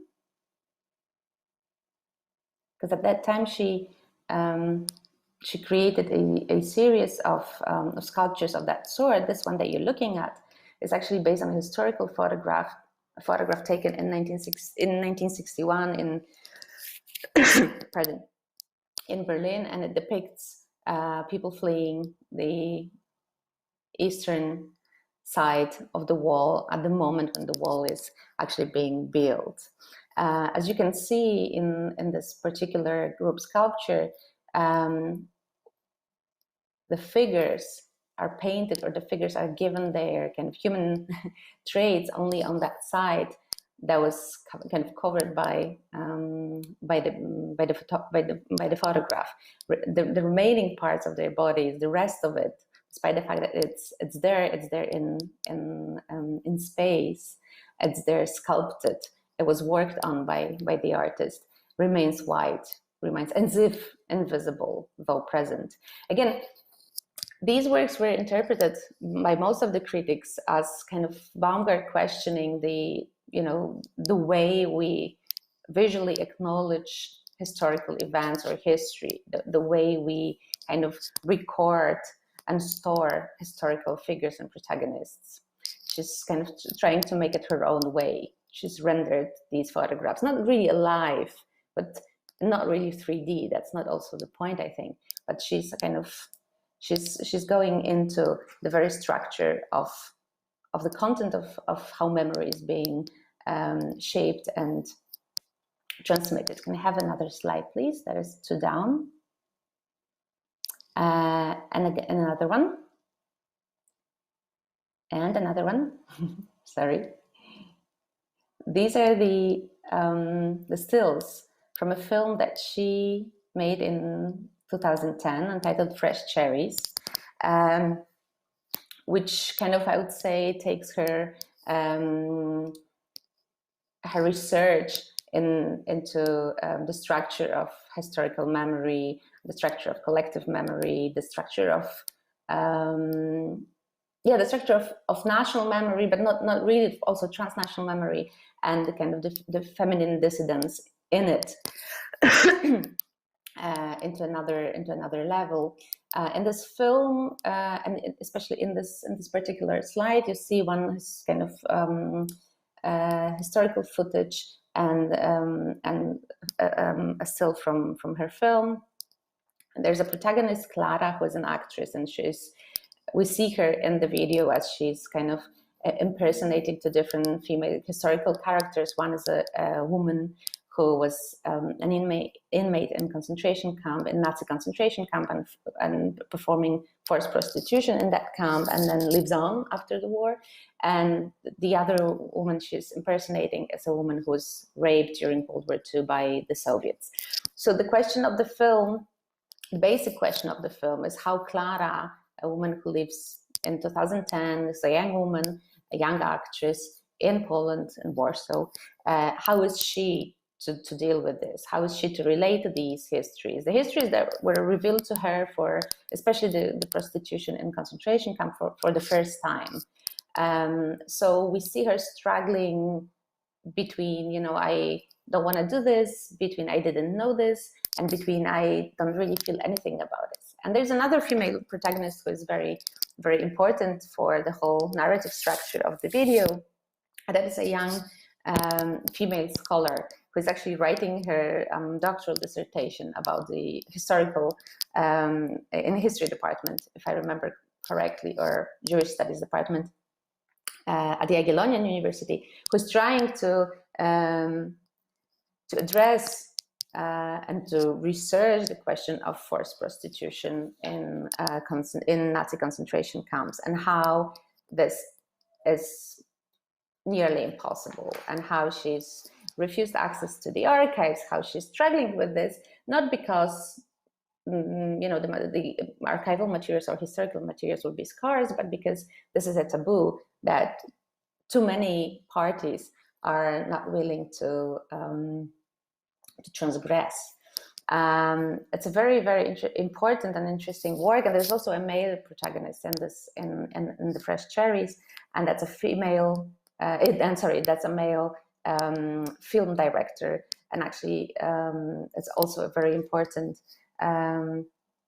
figure in the whole construction of historical narrative. How he is trying to render the history of rape, of war rape, and of female victims.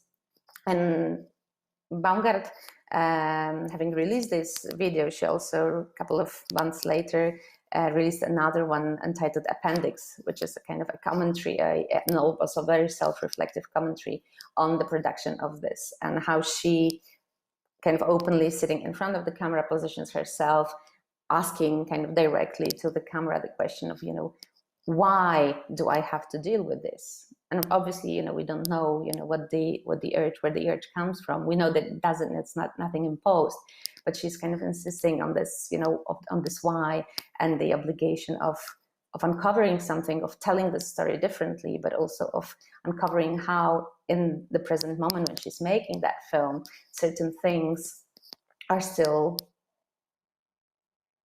or have to remain absent from the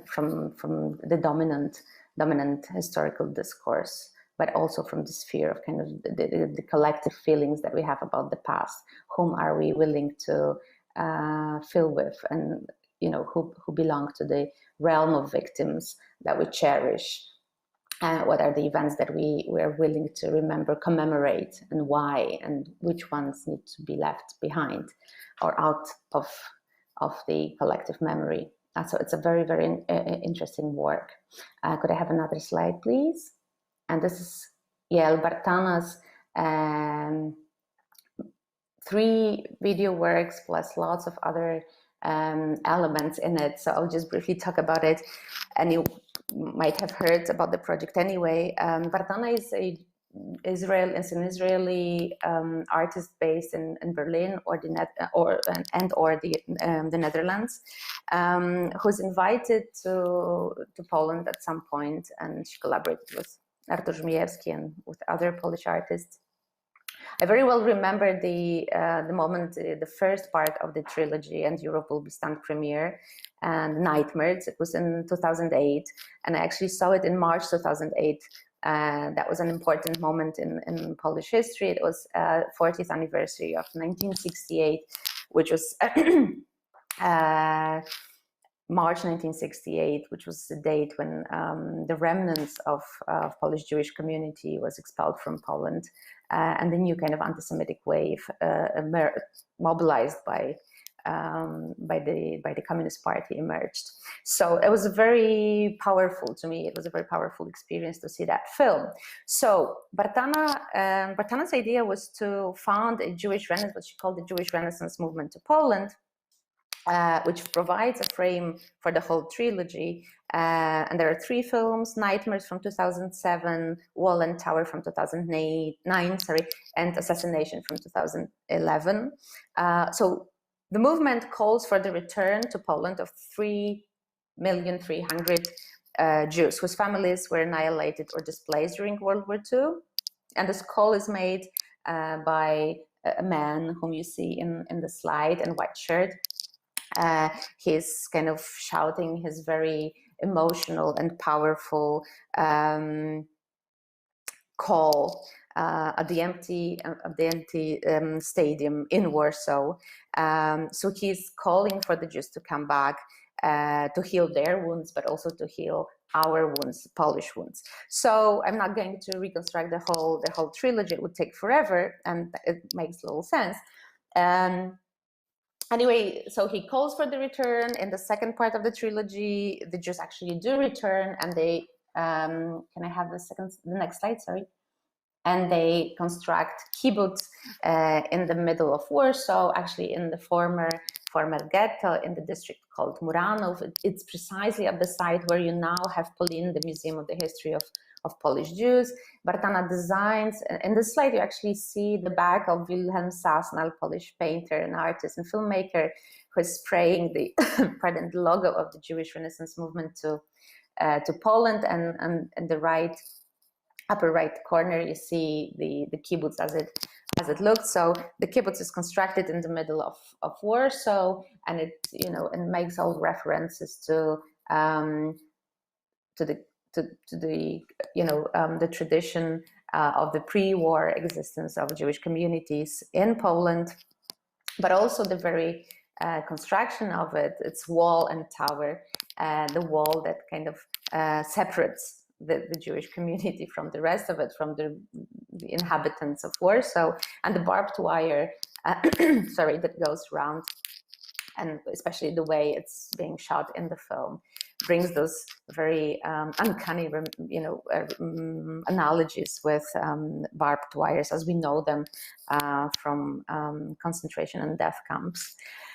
So in the third part of the film, the leader of this new movement is assassinated. Okay, this project is super interesting and very multi-layered, and it refers to multiple histories and possibilities in the historical narrative. The ones that I want to refer to is that it reads very well within the context of potential history introduced by Ariella Azoulay, another Israeli female, let's say, protagonist, scholar who now works at Brown University in the United States, and also makes her interventions not only by means of kind of traditionally academic tools, but also artistic ones or curatorial tools. The idea of potential history, as she phrases it, and I'm kind of quoting, paraphrasing from her text, potential history, should be understood in a dual sense. First, as the unrealized possibilities that motivated and directed the actions of various actors in the past, and the second feature of potential history relates to the possibilities that may become our own today, to be reactivated, to guide our actions. And this is what guides me in creating this archive. Now, this could be also in a way said about Bartana.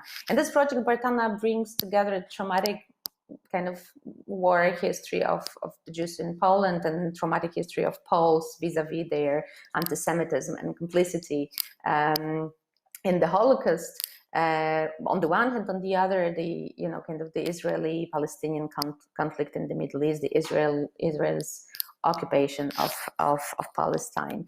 The reason why this project found its place in my presentation is because I think what these gestures, these artistic gestures I'm talking about show is how these feminine counter memory, as I called it, opens up beyond the kind of the nationalistic, the local, or even the individual, or the collective as we know it. The collective is something else. The collective is the collective of solidarity, of certain, let's say, of certain historical experience that might be combined in order to find better futures, or in order to kind of, as I said at the beginning of this presentation, get out of the stuckness of this situation.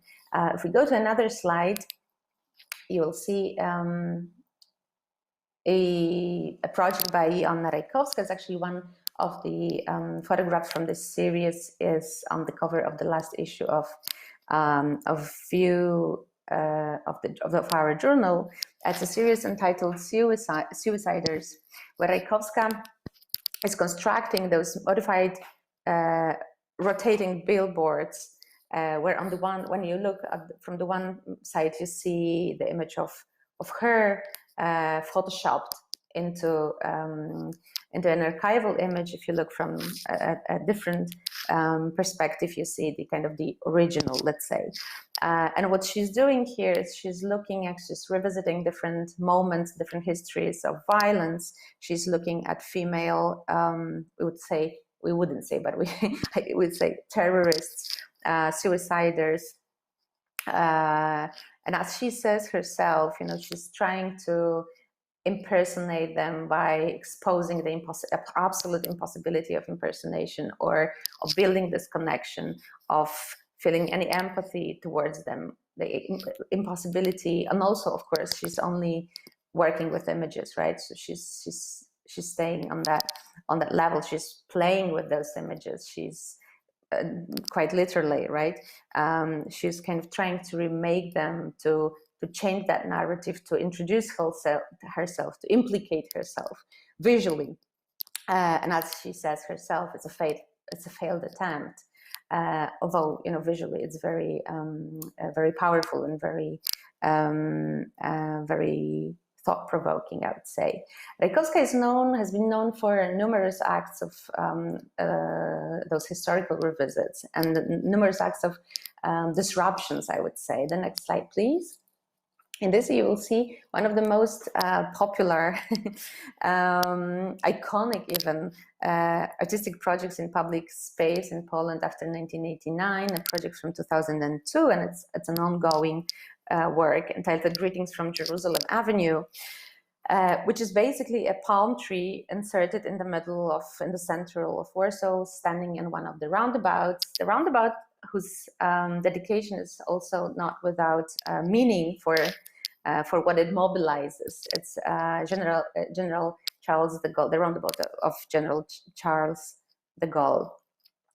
So what happens here is Rajkowska, as she kind of recapitulates the very construction of this work, says that at some point she started asking herself a question: why is one of the main arteries in Warsaw, one of the main streets, named the Jerusalem Avenue? Where does it come from?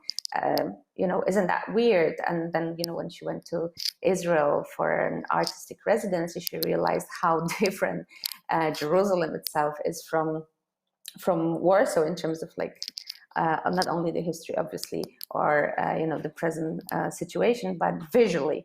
And she had the crazy idea, she called it herself, of trying to bring something to Warsaw to mark that name. But when she was researching the archive, she found out that the name actually comes from a Jewish settlement, 18th century Jewish settlement called the New Jerusalem. So the history goes back that far, but then it also goes back to World War II, obviously, and to the, you know, the absence of Jewish population, the absence of the New Jerusalem. So she decided to mark that absence, but also not really, you know, refer to that one particular moment, but also to open up multiple references, multiple possibilities, multiple associations, or discomforts, let's say. When I was thinking about this yesterday, I just realized that when we look at the poem and you think of the goal, you can associate that with France's colonial past, the colonization of Algeria, and all kinds of these histories bring with it.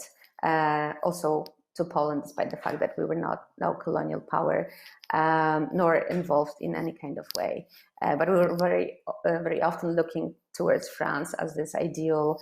Also during the kind of debates on the troubled past and kind of troubled heritage or difficult heritage, in the way, you know, how France dealt perfectly with its problems and Poland did not. Can I have another slide, please? And another one. Rajkowska also created a public installation entitled Oxygenator in 2007. This installation remained for a couple of months only. The site that you look at now looks completely different now. It's a former ghetto, Warsaw ghetto. At the moment when she made that work, it was still very close to the oldest, I'd say, original streets, Prusna Street, just next to All Saints Church, which was one of the two Catholic churches inside the Jewish ghetto. But after 1989, infamous for holding a bookstore selling anti-Semitic publications, next to a synagogue that survived the war, and the Jewish theater, and so on and so forth. The space filled with all kinds of tensions and all kinds of potential conflicts. So Rajkowska decided to again enter the space enter the site with a very, very peculiar gesture of putting something that is this an alien element, but potentially opening up, clearing up, and offering something new. And the next slide, please. And now we are moving quickly to a couple of projects that I can see as shift, and you can see the dates here. It's 2015, 2019, 2017, I believe. Younger generation of artists born in the 80s, maybe even late 80s, whose ideas of working with memory are very much different, more in the line with Oxygenator and Palm Tree than with Bartana's or Baumgart's works. Here you can see Karolina Grzywnowicz Weeds, an installation, and another slide, please, next one. An installation that consisted of, parts of meadows taken from the site, the part of Poland that experienced that during the war and right after the war experienced mass migrations and expulsions of communities. So formerly densely populated villages. It's mostly south of Poland, so the Bieszczady and the Beskidy. That were kind of cleansed almost completely, and the only sign of human life and dwelling are particular kinds of plants that grow there. So she held a very intense research as to what plants signify what kind of what past, and she was trying to read the histories of human settlements and cultures and lives and violence experience through how plants grow nowadays and what they tell us and whether they can tell us. So she kind of repeated that violent gesture of displacement by displacing parts of these meadows and putting them in the gallery in Warsaw first, and then this project had several different episodes. And I have another one, which I also found very interesting in this context. It's 2019, pretty recent collaboration she did with choreographer and dancer Agata Siniarska, entitled Second Nature, which was a kind of biography, artistic biography, or reading of or a reconstruction of life and work of Pola Nireńska, Polish Jewish dancer, modern dancer, and survivor of the Holocaust, who lived and worked in the United States after the war. Grzywnowicz provided, can I have another one? Provided an installation for the performance. In this work, both of them were addressing. So on the one hand, the question, the main question was, how do you actually approach the history of a woman with this kind of experience? So the victim of Nazi persecution, but also a survivor, but also an artist. So coming to this story, how do you do it? And both decided to address Nazi violence from the contemporary perspective, to look at it, to look at catastrophe and destruction from the perspective of kind of natural life, and to put the natural life and the human life together. And Grzywnowicz offered an installation that was kind of a partially autonomous project in which she planted specific kinds of plants that were kind of persecuted by the Nazi, but also showing how there is a certain connection between catastrophe then and catastrophe now, the survival then and the survival now, but also how the gesture of the modern dance can be understood today, how this can communicate emotions associated with historical experience. And if we look at two next slides, you will see a project by Diana Lelonek, and I'm really wrapping up, and an exhibition entitled "A New Archaeology for Liban and Płaszów," in which Leonek was examining complex history of two seldom considered sites in Kraków. Płaszów was, of course, formerly I'm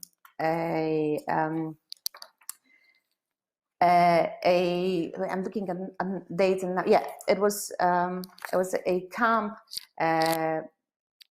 where approximately 150,000 people passed through between 1942 and 45, mostly Polish Jews. Forced labor camp that, you know, at times visited, and recently you can still find remnants of the dark past. Lelonek is not addressing this explicitly. She's basically digging deep and finding all kinds of remnants or all kinds of elements of the past, or kinds of different pasts she can dig out, and she's putting them on display. It's a very powerful project that, although criticized for the fact that it was not making an explicit statement or comment of that particular history of persecution or that particular history of suffering, which I think also tells us a little about how this new generation of artists approaches those history in a broader context, in a more complex and multi-layered complex. Okay, and the very last thing that I wanted to show you, also because it's very recent, and also because you can actually see part. Can I have another slide, please? Because it, yeah, thank you. Because it's it talks about how not only how memory is constructed, but also how the construction of memory or commemoration in public space is then approached and then reworked. So it's Małgorzata Mirgatas, Polish Romani artist. And the space we're looking at is the side of the Center for Polish Sculpture in Orońsko, the exhibition entitled 29 Ceroplastic Exercises, where she's exhibiting, the curator of which was Wojciech Szymański, where she's exhibited the remnants of the monuments, if we could go 2 slides down, of the monuments, of the monument of the commemoration that she, thank you, that she made in 2012, 2011.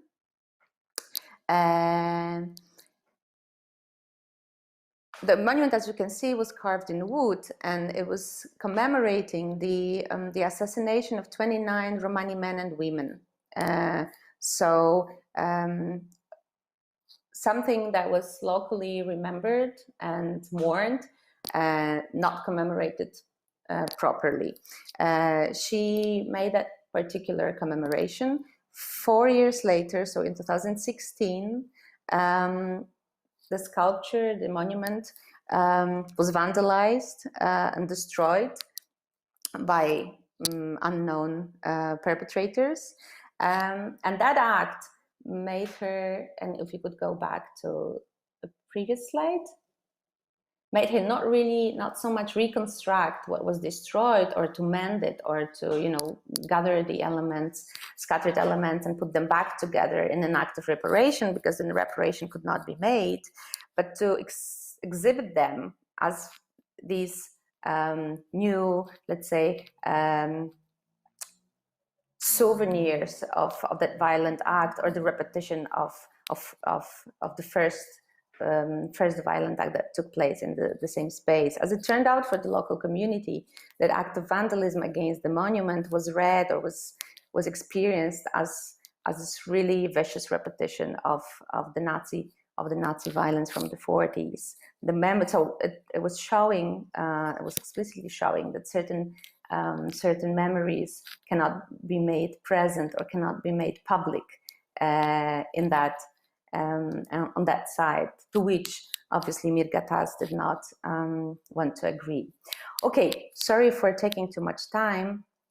I do not have any conclusions for that, as I would say that this is an ongoing story, in the sense that, you know, every time we revisit different memories, we revisit them from a very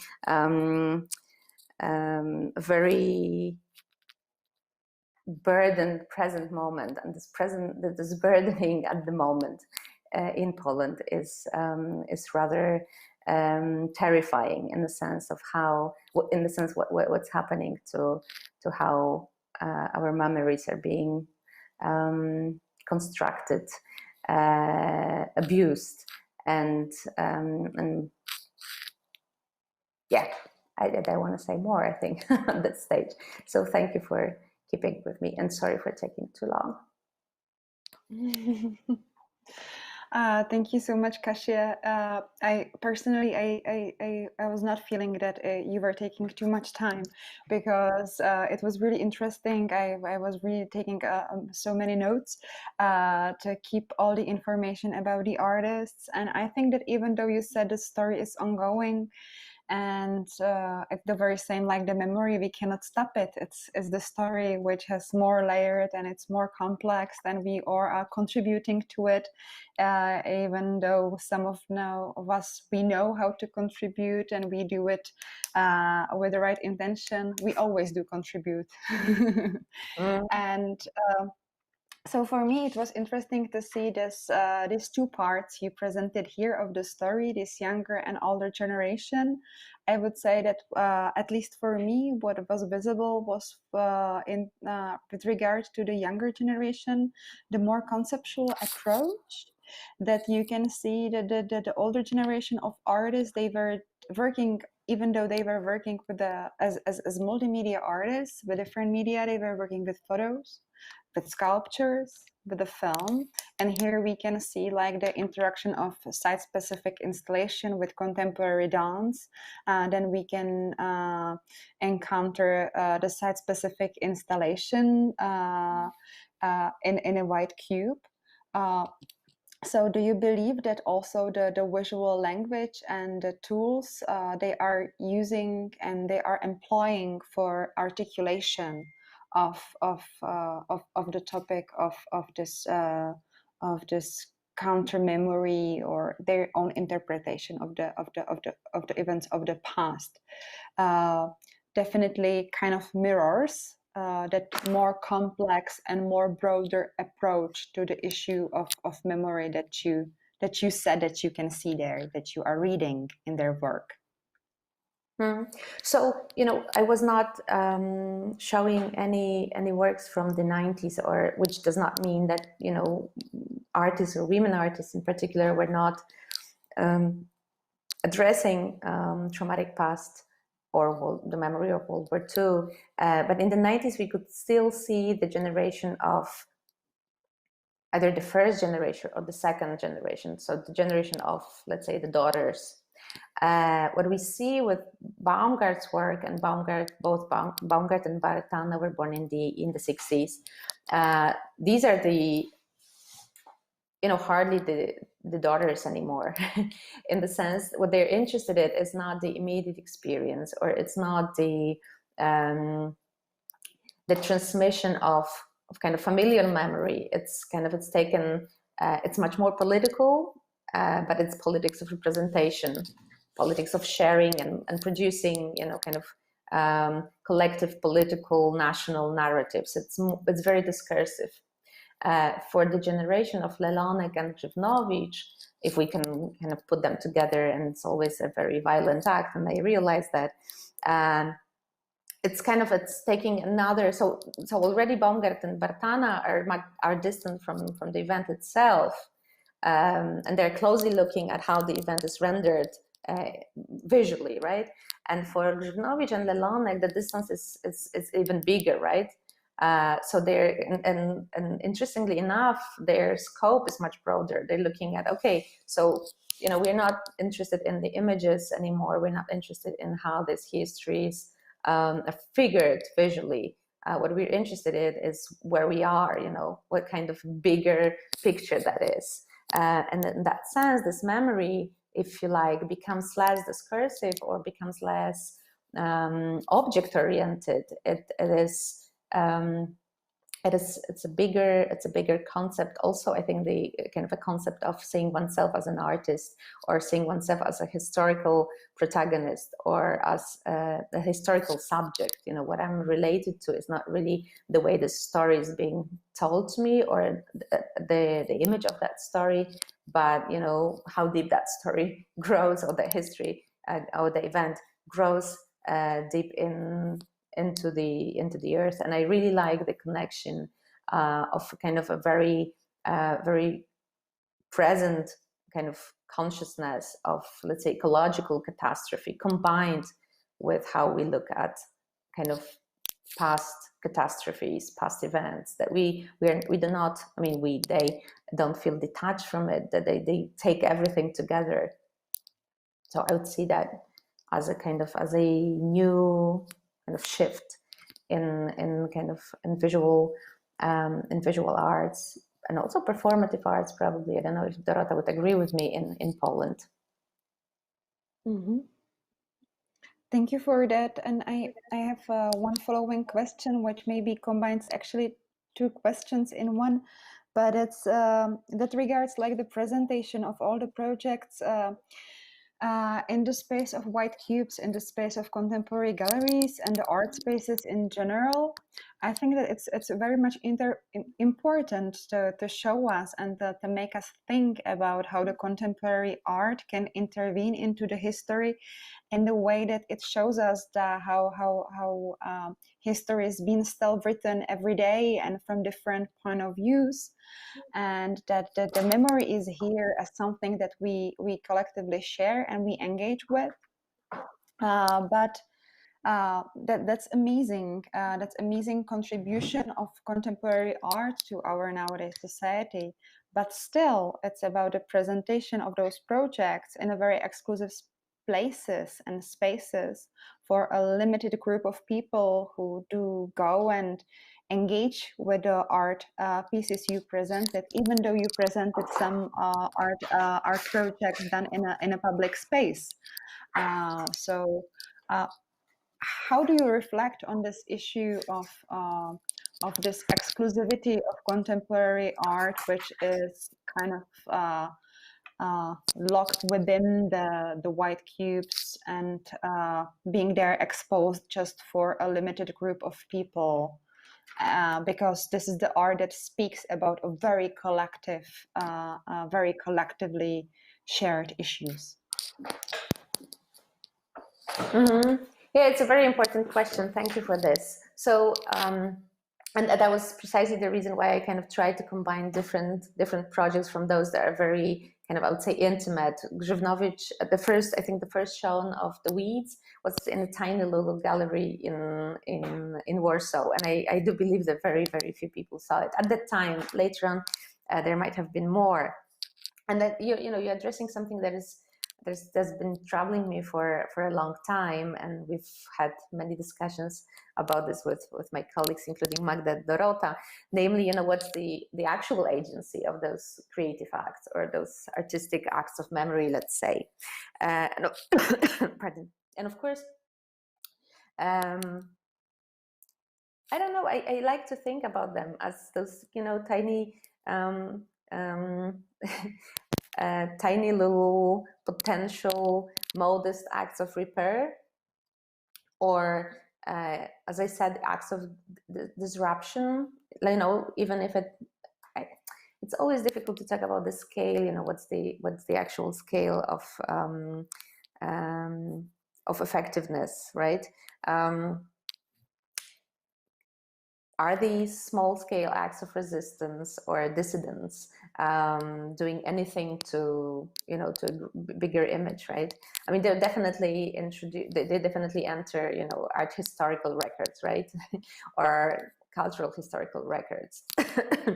But thinking with Azulay and with the idea of potential history, it's an intervention in the kind of collective narrative or collective memory narrative is always an intervention, always remains there or is stuck in there as something to be potentially, revisited and readdressed, and it also remains there as a possibility. So, there are all kinds of possibilities to exercise one's agency as a kind of as a historical subject, or an agent of agent involved in creating collective memory. I think those little resistances, as I call them, after I think Mika Bal, or something that Yves Kosowski-Sedgwick described as middle ranges of agency, right? That offer space for effectual creativity and change. I do tend to hope that if it works for a few people, you can already say that it works. And we talk about this to our students, we write about this, we we try to think with these artistic acts and thus modify. It's not about filling in gaps. I don't really like to see these projects in that way. I want to see them as the palm tree, the Greetings from Jerusalem Avenue, in that sense, is a fantastic work in this way that it has life of its own. Kind of, it's an agent on its own, without the artist's intervention in how this is being interpreted. There was a huge resistance towards this object, this alien object, in the middle of the city, of the capital city, and gradually it was accommodated, and it was kind of welcomed by different kinds of groups of people. I even showed you the image of the palm going on a strike or protesting the destruction of the ecological catastrophe, when it looked dead for a couple of days in 2019, if I remember correctly. So I do think that even if they're very local and kind of intimate acts, they're very communal, and they have a potential to bring people together and to bring them together for a cause and for a change.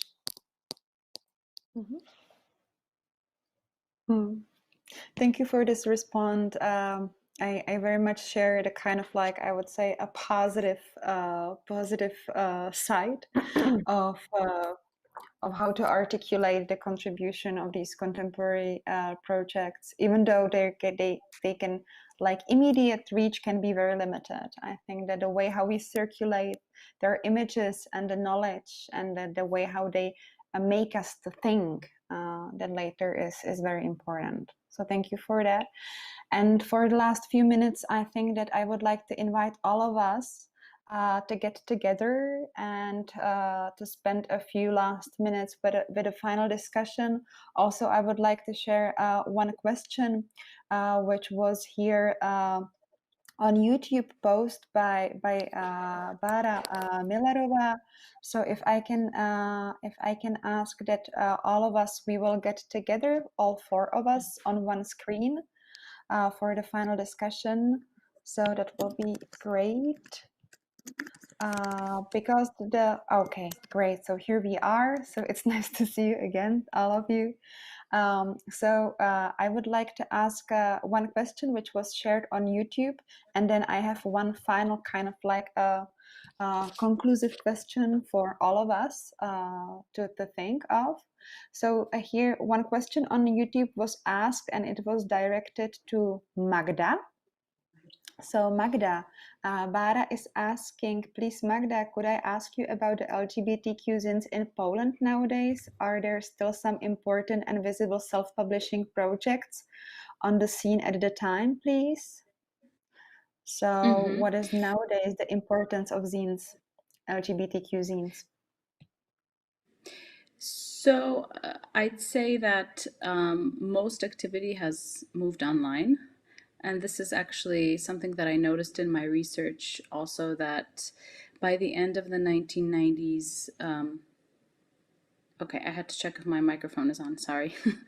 By the end of the 1990s, you can see that most of these magazines are closing, losing readership a little bit, that people are moving on to online forums then mostly in order to discuss these issues that were previously discussed in magazines.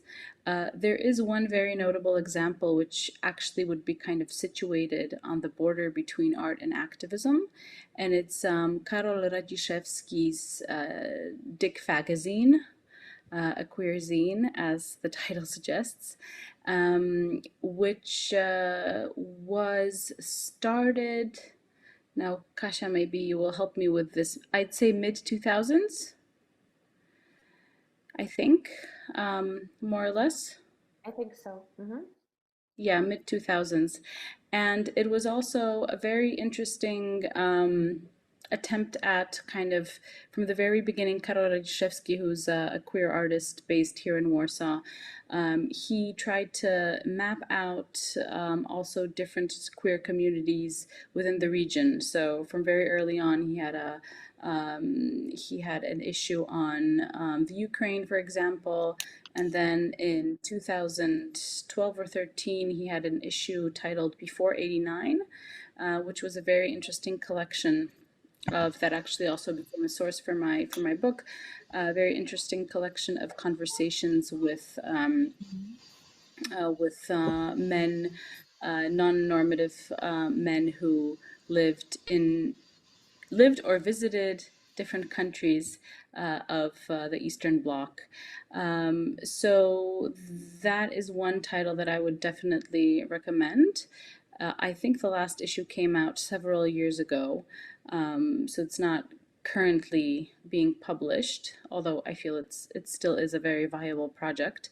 But Karol has also been leading a kind of artistic and archival institution called the Queer Archives Institute, where he also collects precisely these kind of zines, magazines from different Eastern European countries. And it's also a very interesting kind of space of archival thought relating to queer histories. Thank you for the response, Magda. What is interesting for the Czech audience is that about Karol's art and his also archival and a kind of artistic research, they can read in the latest, just freshly published issue of Photograph magazine.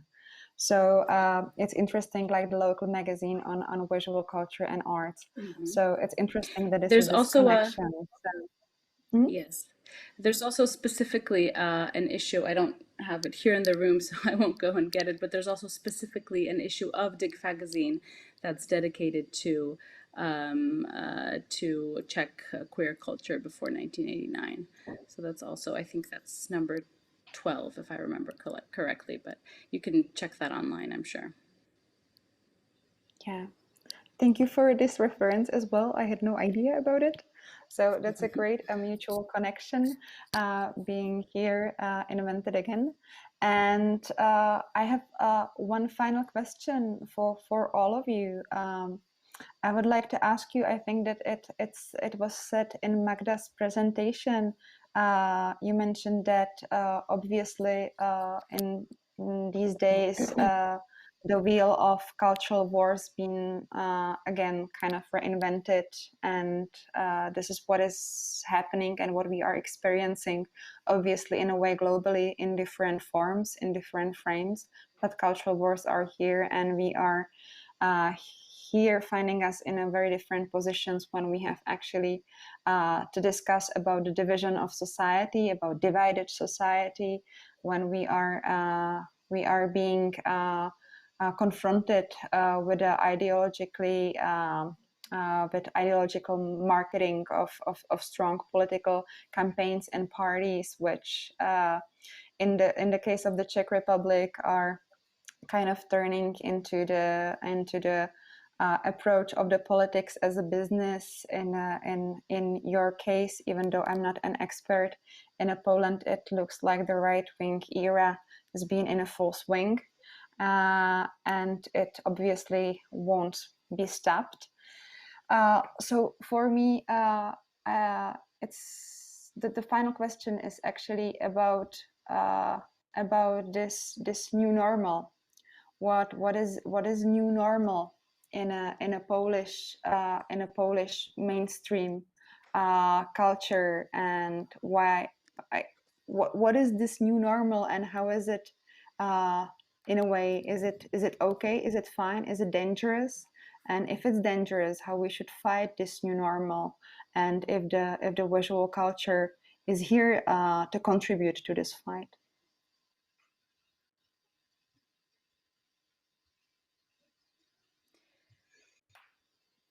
I can begin. I think you're absolutely right in your diagnosis. I mean that the right wing is here and it's in full swing, and that it in many ways it is the new normal. I think that this new normal is also a direct consequence of the way that the transition was carried out. And this is, of course, not only my thoughts.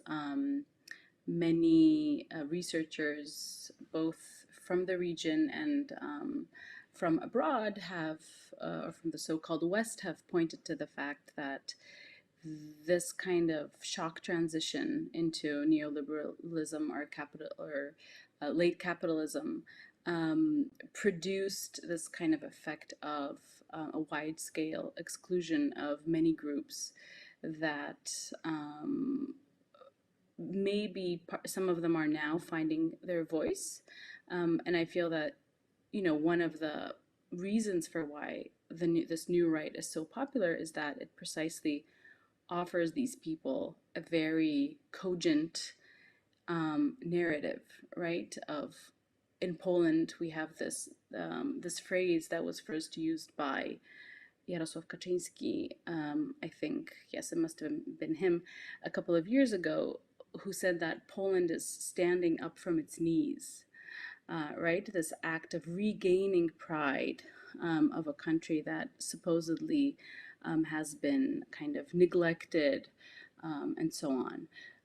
So I think the answer is that I would also think of this alternative leftist project as a project that has to look for its own new narrative and new images, also new forms of visual activism that address this, simultaneously address what has happened here since 1989, and also try to think of new ways of kind of imagining what this community, this national community, which I think is extremely hard also because of the pandemic, right? I think we're now in a situation where we feel that everything has been kind of put on this state of hold, right? Because of the fact that the pandemic is in full swing also.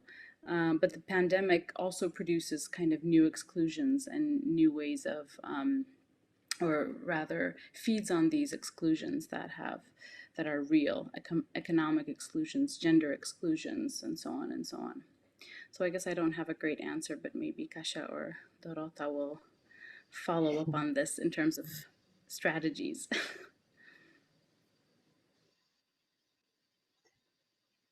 Yeah, so maybe I can follow up. I think that it is exactly the normal that is problem here. I think this category is still to be looked at and to be worked on. I think that a lot of the big part of the situation, political situation we are now in, is really strongly connected to this notion of normality, and maybe this is kind of source of all that is going on now. And I would also I totally agree with Magda that this is the question that rises here is how to build community, how to reclaim maybe or build a new kind of national sense, and it really requires new images but also new performances, as I think about it. And we could kind of observe it during the big wave of protests that was going on, together with the gaining of power of this right-wing party and this government. In the most intensive moment, we had like protests every week, and we could see that the repertoire of images, of symbols, of categories, the identity categories that we have at our hands is really very narrow, and we are in the need of new symbols, new images, and new gestures that we could use in the public space. And I think that this work is still ongoing or still to be done. we can see that a little bit of it is done in frames of different kinds of art and artistic activist artistic projects, but still it's not something that would mobilize the mass imagination and the communal imagination. So this is I think this is a great issue and a great challenge to think about it, how to build kind of diversified and plural community that would that would have at its disposal images and gestures required to establish some new political order.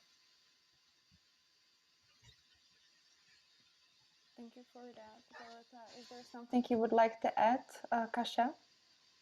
Yeah, I just wanted to say that when Magda mentioned that figure, that very powerful figure of Poland raising from its knees, which is a kind of a counter image to being on one's knees in a gesture of apology or a reconciliation, as in the famous, knee fall by Willy Brandt in front of the Ghetto Fighters Monument in 1970 in Poland. So rising from our knees means also, crazy return to the militaristic, patriotic, bombastic, masculinist, violent, patriarchal, and I can go on for a long time, image of the past and commemoration, where we cherish the right heroes again, and we build monuments, and we build huge monuments to events, to people, and museums. So the mass imagination at the moment, the mass historical imagination at the moment, is I would say it's a very negative and pessimistic image, but it's completely overtaken by the dominant conservative right-wing discourse. And that's a battle that, as Magda rightly pointed out, has been lost some time ago, or even has not even been undertaken to actually fight for that imagination. The kind of individuals did not make it, on their own, to find the joy of liberty and of solidarity and so on and so forth. They found something else, or they found nothing, and they were desperately looking for things they could identify with, and these were provided to them by the current normativity. So it looks it looks really bad, and maybe as you Andrea, as you pointed to my optimism and enthusiasm for these tiny little artistic gestures of resistance or forms of dismantling this, or at least disturbing this. That's one of the possible ways to do that work. The other would be, as Magda pointed out, inventing new forms of visual communication, new forms of visual activism, new forms of protest, and performative protest, and so on and so forth. And this is, of course, happening, and we see that happening. I mean, this is something I see all the time, and looking at my feed on Facebook and other social media, nothing else is happening in Poland, but the reality is quite different. So so the new normal is a source of anxiety for many of us, but it's also a source of how to put it, comfortable ignorance, maybe, or comfortable discomfort for others. Thank you all for facing this super complex final question, which is always the most difficult and the broadest one, which can be asked at the end when everyone is exhausted. So thank you so much for facing this final question. In order to conclude, based on your answers, I would say that what seems to be important to me after tonight's program, again, even more, is when Dorota started this presentation and this program with comparison of these two plays, and me asking her what is the principle of mirroring, like why is it so much emphasized there, and then all of you were talking about counter memory or counter publics or counter bodies. So maybe to think about this principle of mirroring and this strategy of counter acting or counter performativity, then we should maybe to get some, to be more brave, to face ourselves in a mirror and to find our counter images and counter identities. I think it's very badly needed, more than ever, and to start with ourselves and then to spread and to share with the communities, because obviously the community was again something very important that all of you mentioned. So so I would like to point out on maybe on these two moments of starting with ourselves, looking to the mirror, and then sharing with our communities the ideas which will create some collective counter imagination, which we can cherish and nurture and spread farther. So thank you so much for giving us this inspiration, how to do it, and where to look at the examples of this visual activism, and how to stay critical, and as well as how to stay positive and inspired. And thank you so much for your belief that the critical eye on visual culture has a potential to transform the way how we see the world and our community. Thank you so much. It was really a pleasure to have you here. Thank you so much for having us. Thank you. Thank you. And thank you all who were watching us. This is really one of the longest Fresh Eye editions we've ever had.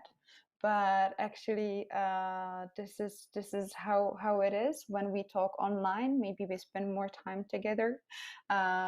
Maybe we lost something in a way that we cannot share this inspiration face to face. But I do believe that this evening brought us a lot. And I hope that all of us, despite some of us being in Prague, me being in Šumava, in the middle of actually almost nowhere, and our guests being in Warsaw, I very much hope that we will meet soon and we will nurture and cherish this inspiration of offline existence together. So stay critical, have a fresh eye, and have a nice evening. Thank you everyone for participating.